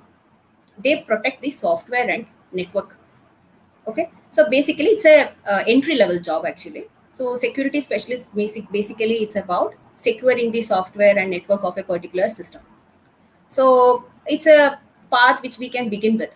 So we do not need much exploring data or much skill on cybersecurity path, you just need some basic knowledge on everything. You can go with the cyber specialist. Okay, fine. Next one which we have was incident responder. Okay, see, incident responder is actually to help an organization, okay, or protect an organization from threat. It has to prevent, they have to alert, and they have to, if any threat has happened, they have to mitigate. So any security threat, they have to take care. That is basically incident responder. So this is also a type of job which is offered to a cybersecurity specialist. Security administrator. Okay, security administrator is basically the point of contact person. See, in an organization there will be a cybersecurity team. All the organizations will have. So the security administrator will be the point of contact for a cybersecurity team. They install, they administrate, they troubleshoot everything for the security solutions for a particular organization. So that is basically the role of a security administrator. Now, vulnerability assessor. Okay, so basically what they do is they have to scan the applications, they have to scan the systems, they have to see if there is any vulnerability, is there any loophole. So if there are any like flaws in the application, okay, so is there any problem or as a like vulnerability in the network they have, so is there any way by which a hacker can hack the system or not, is the operating system safe, is the applications they use safe. They have to do audits, they have to conduct security audits, they have to give basic information or basic security trainings to the other staff. So all these things are done by vulnerability assessment analyst. Okay, basically you can even call them as a vulnerability analyst. So this is the type of job which will be like in an organization, they will be having a website or whatever it is, they will be having many applications running in many systems. This particular person, like a hacker, they have to sit and analyze. Like they have to think like a hacker and see, okay, is if a hacker approaches the system like this, will he be able to hack it? Is there any loophole? So they have to find the loophole, they have to rectify it, and they have to make the system secure. That is basically a vulnerability assessor. Okay. Then we have a cryptographer. This I think most of you will be knowing. Cryptographer. Basically for developing security systems. They will have the algorithms, they will have the ciphers, they will encrypt it, the sensitive data, how to encrypt, how to decrypt, what all algorithms to use. So these all comes under the category of a cryptographer. Now we have security manager. It's actually a high level IT security issues. It's in the, actually you will see this particular position in IT companies where they deal with the IT security issues. Like they have to supervise the employers, they have to configure the security measures, they have to see the company security, all these things. So they are basically security managers. Now, security architect. It's again an interesting term. So they have to design and they have to create and they have to maintain the security systems. Okay, they have to design it actually. They have to design the network, they have to design the computer systems, like how the data has to be kept at the like an architect about data. Similarly, at the security level, he has to do everything. It's a very interesting job actually. Cyber security architect we say. Okay, and next one is Chief Information Security Officer. This is not an entry level job, but one of the top paid job.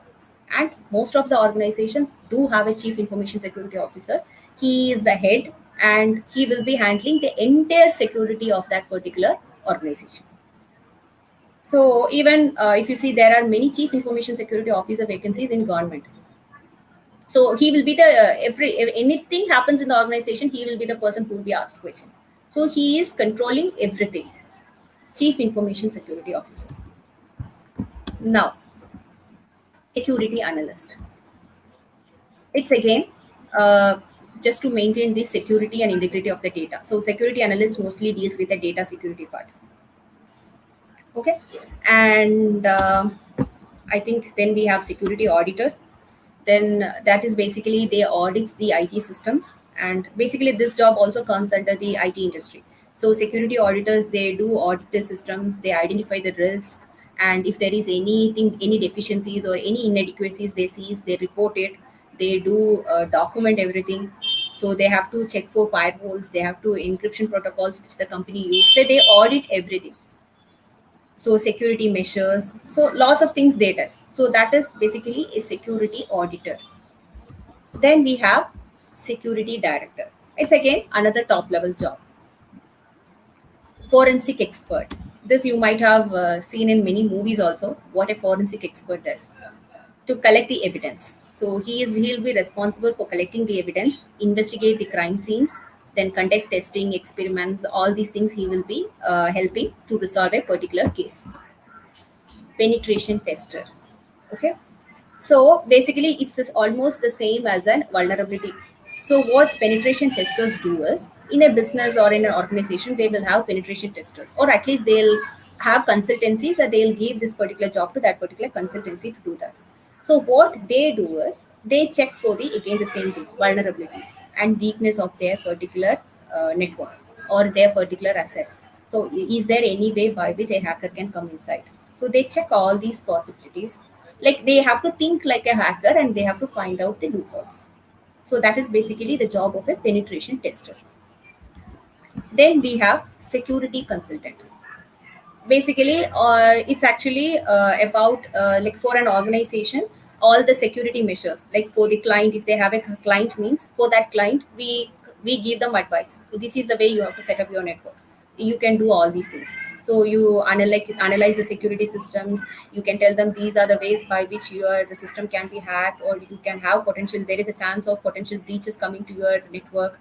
Then help them in implementing the solutions. So that is basically security consultant. Then, as usual, we have security engineer, someone who analyzes the computer networks and just to foresee that is there any chance of any threat or any security issues that can come to a particular organization. Then we have a source code auditor. Okay. So a source code auditor, what he does is he receives the source code in an application. Okay. So when in IT companies, when I do an application, I write the code and the developer will write the code and it goes to the testing department. Or at some stage there will be a source code auditor. So what he say, he find the glitches or bugs in the code, and he say that okay, there is a loophole in this particular code. If we implement this code, there is a possibility that a hacker is going to come inside. So, or any security breach can happen, any malwares can happen, any ransomware can happen. So, a source code auditor has to audit the code.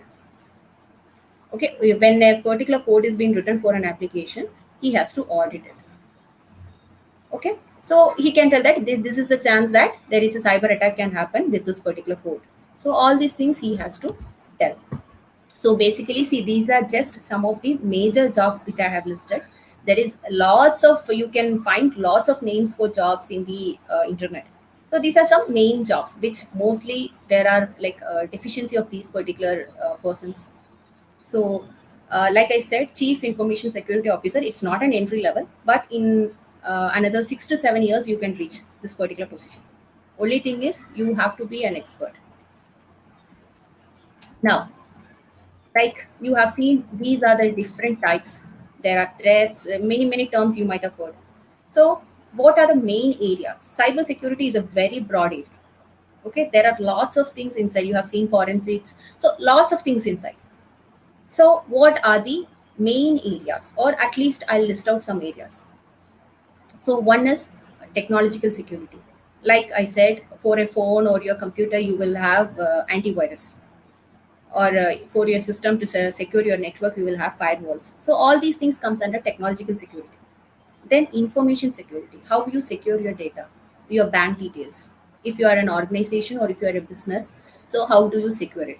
So those particular data, how do you secure? So information security. Strategic security, basically for military purposes, how each and every country is implementing different layers of security. So these are broad areas. Then again, we have cryptography. Many levels of cryptography are there. Classical cryptography, modern cryptography. You will see applied cryptography. Lots of different things comes inside. System security, another major domain. Secure coding, cyber forensics, network security. See, these are all broad areas. Web application security, mobile and wireless security, program obfuscation. This is basically about maybe it's a new term. It's basically what happens is when you have a particular APK. Okay, you have an APK or you have an app. You want to know. See, in your phone you have Google Play. You download apps, right? So how do you reverse engineer it? How do you go to the lowest level using that app? So those things comes under program obfuscation, vulnerability assessment, penetration testing, blockchain, hardware security, biometrics and security. See, these are all different topics which comes under cybersecurity. Okay, so these one you ask which part you master. Based on that, your job type varies. So which type you want to master? What is your interest? Based on this, the working environment, the type of job you take, all these things vary. Now, let's see about the job opportunities. See, there is 43% talent shortage reported. Okay, whether it is cloud security or intelligence or wherever it is. 43%, it's not about unemployment, also talent shortage. They are not able to find. Okay, so 43% talent shortage. Similarly, there is a huge demand for security engineers, cyber security analysts, cyber security engineers. It's a very tremendously it is increasing. And there is a report which says by 2025 there will be 1.5 million unfilled job vacancies in cybersecurity because they are not able to find persons who are expert in this field. And one another reason why they report is, see, we are in the pandemic. There is a 600% rise in cybercrime in Asian Pacific together. And they have reported that one reason is we spend most of the time online. Then it's giving a lots of opportunities for the cyber criminals to because we are spending most of the time online. Like they can anytime they can attack. So lots of options for them. And there it was reported that just see from February to May, during a short span, there was 19 million ransomware and phishing attacks which happened in Asia. So see how much it is happening. So lots of attacks. See, like I told you, companies cannot compromise in this particular aspect. And nearly 95% of the business in Asian Pacific, like actually the case at APAC. Okay, so nearly 95% of business in all these things have vulnerable to attacks. They are reporting it actually. And in India also have reported many cyber attacks, many breaches. We have read many times in newspapers what all things are happening. All the sectors, whether it is banking, financial, telecommunication. So even if it is a R&D department, industries, IT organizations, hospitals, hospital data, everywhere we could see all these security breaches. So what these companies do, as of now, these companies are outsourcing it because since they are not able to find experts, they outsource. They want them to secure their data. They are outsourcing because they are not. Most of their positions are vacant because they are not finding experts. Right. So, ma'am, we have a lot many questions, which is there. Are you ready to take it now? Yeah, sure, I can take it. Okay. So somebody's asked about ethical hacking. What's the future for ethical hacking and related? Okay, so ethical hacking is basically about, actually you will never find in any college or any universities teaching you ethical hacking. Okay, we will be always be teaching you about the vulnerabilities, what are the possibilities of doing it, and how to secure your systems. And at the same time, if you see any place, they will have a course called cyber laws.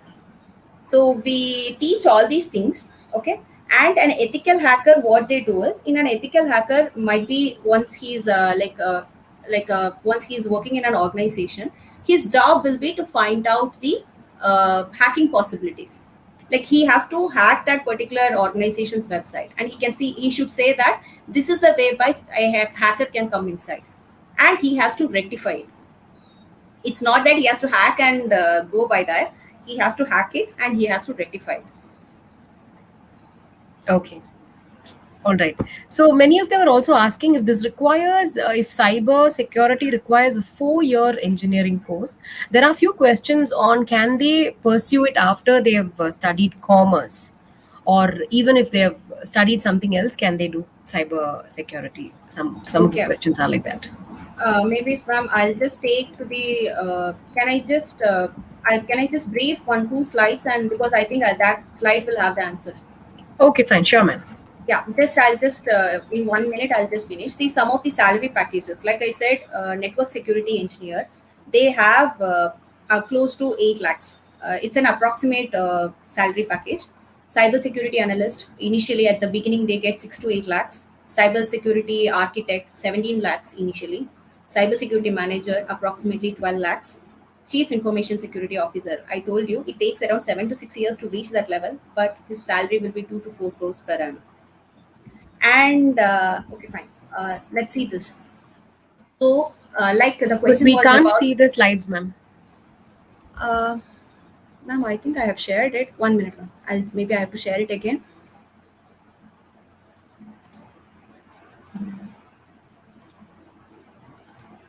Is it visible now, ma'am?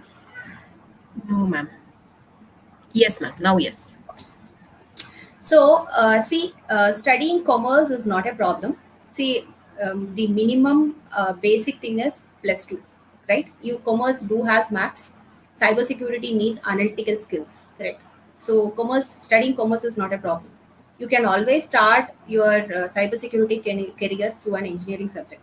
BTech in cybersecurity, most of the colleges now they are offering it. It can be a CSC with cybersecurity specialization or cybersecurity, and so that is the initial way. 4 years you can do it.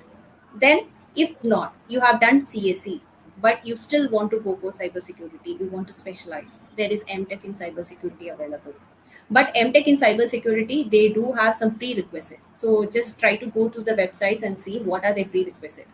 Like if you study an easy background, will you be able to pursue a career in cybersecurity?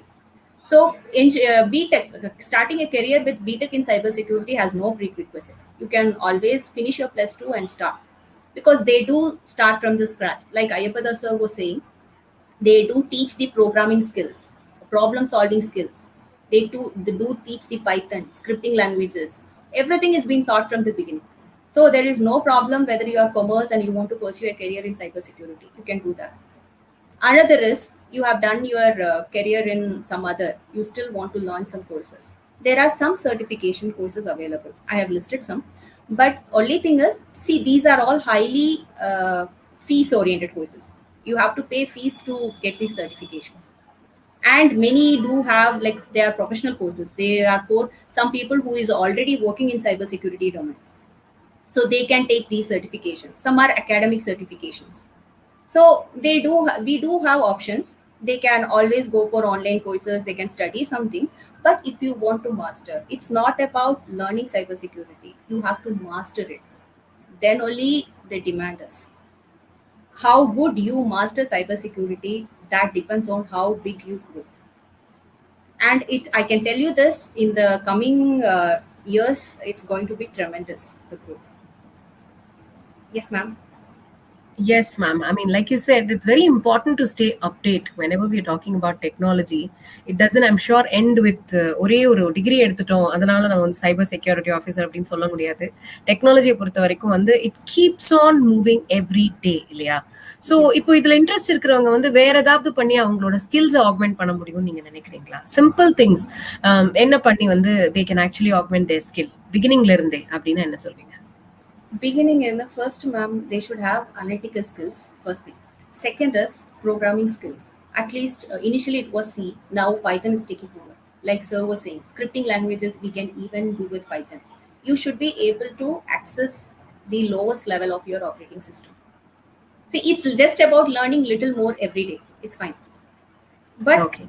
You should never say that I'm comfortable with only Windows, so I'll work only with Windows operating system. You should be ready to work with any operating system. You should know in and out of your system. When you get a new phone, new system, how many of you will learn your, like, go to all the settings in your laptop, firewall settings, everything. You should know what others don't know. You should know how the network works, how the network is configured. Like when you transfer a data, what are the different layers by which a data is going? Virtual machines. See, these are some of the things which you should learn. Basic things. you learn each and everything a little more every day, you can always master this degree. Super, thank you so much ma'am. ரொம்ப அழகா நீங்க வந்து சொன்னீங்க. Because I think இதுக்கு வந்து எந்த ஒரு டிகிரியோ எஜுகேஷனோ வேண்டாம். அந்த ஆட்டிடியூட் டு எக்ஸல் அப்படிங்கிறது வந்து it should be a part of it அப்படிங்கிறது. Because it's a very very lucrative career. இந்த ஃபியூச்சர் இந்த கரியர் வந்து இருக்க போகுது அப்படிங்கிறதுனால thank you so much for joining us today. Thank you. For those of you இப்பதான் நீங்க வந்து இதை பார்த்துட்டு இருக்கீங்க அப்படின்னா, Dinamalar and Amrita school of engineering Chennai and Coimbatore வழங்கும் வழிகாட்டி 2021 இன்னைக்கு முடிவுக்கு வரப்போகுதுங்க. ஆனா நாளைக்கும் இதே டைம் காலையில 10 மணில இருந்து 12 மணி வரைக்கும் ஒரு சூப்பர் இன்ட்ரெஸ்டிங்கான ஒரு இன்ட்ராக்ஷன் உங்களுக்காக வந்து காத்துட்டு இருக்கு. அண்ட் அங்க வந்து யாரெல்லாம் நம்ம கூட பேச போறாங்க அப்படின்னா, திரு ஜெயபிரகாஷ் காந்தி அவர்கள், அண்ட் அப்புறம் ஐஓடி பத்தி டாக்டர் மணிகண்டன் அவர்கள், அண்ட் திரு உமாசங்கர் அவர்கள், இந்த மாதிரி நிறைய பேர் வந்து அவங்களுடைய industry expertise and academic brilliance வந்து நம்ம கூட ஷேர் பண்ண போறாங்க. Thank you so much for joining us today. Good day to you.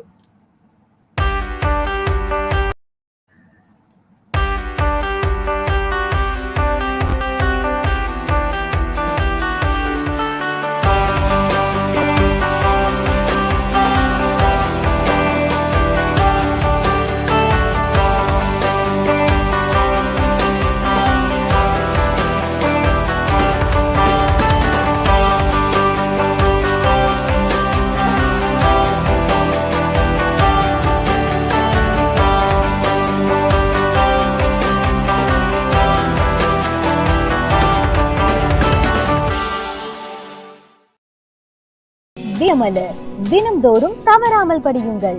திங்கள் தோறும் மாணவர்களுக்கான பட்டம் இணைப்பு, வெள்ளிதோறும் வீடுகளை மணக்க வைக்கும் ஆன்மீக மலர் புத்தக இணைப்பு, சனி தோறும் குழந்தைகளுக்கான சிறுவர் மலர் புத்தக இணைப்பு, ஞாயிறு தோறும் வார மலர் புத்தக இணைப்பு, வாரம் தவறாமல் அறிவியல் மலர், கல்வி மலர், சினிமா பக்கம், நலம், டெக் டைரி, கண்ணம்மா, ருசி, விளையாட்டு பக்கம், தடம் மாறாமல் பயணிக்கும் உங்கள் அபிமான நாளிதழ் தினமலர், உண்மையின் உரைக்கல். தினமும் வாங்கி படியுங்கள்.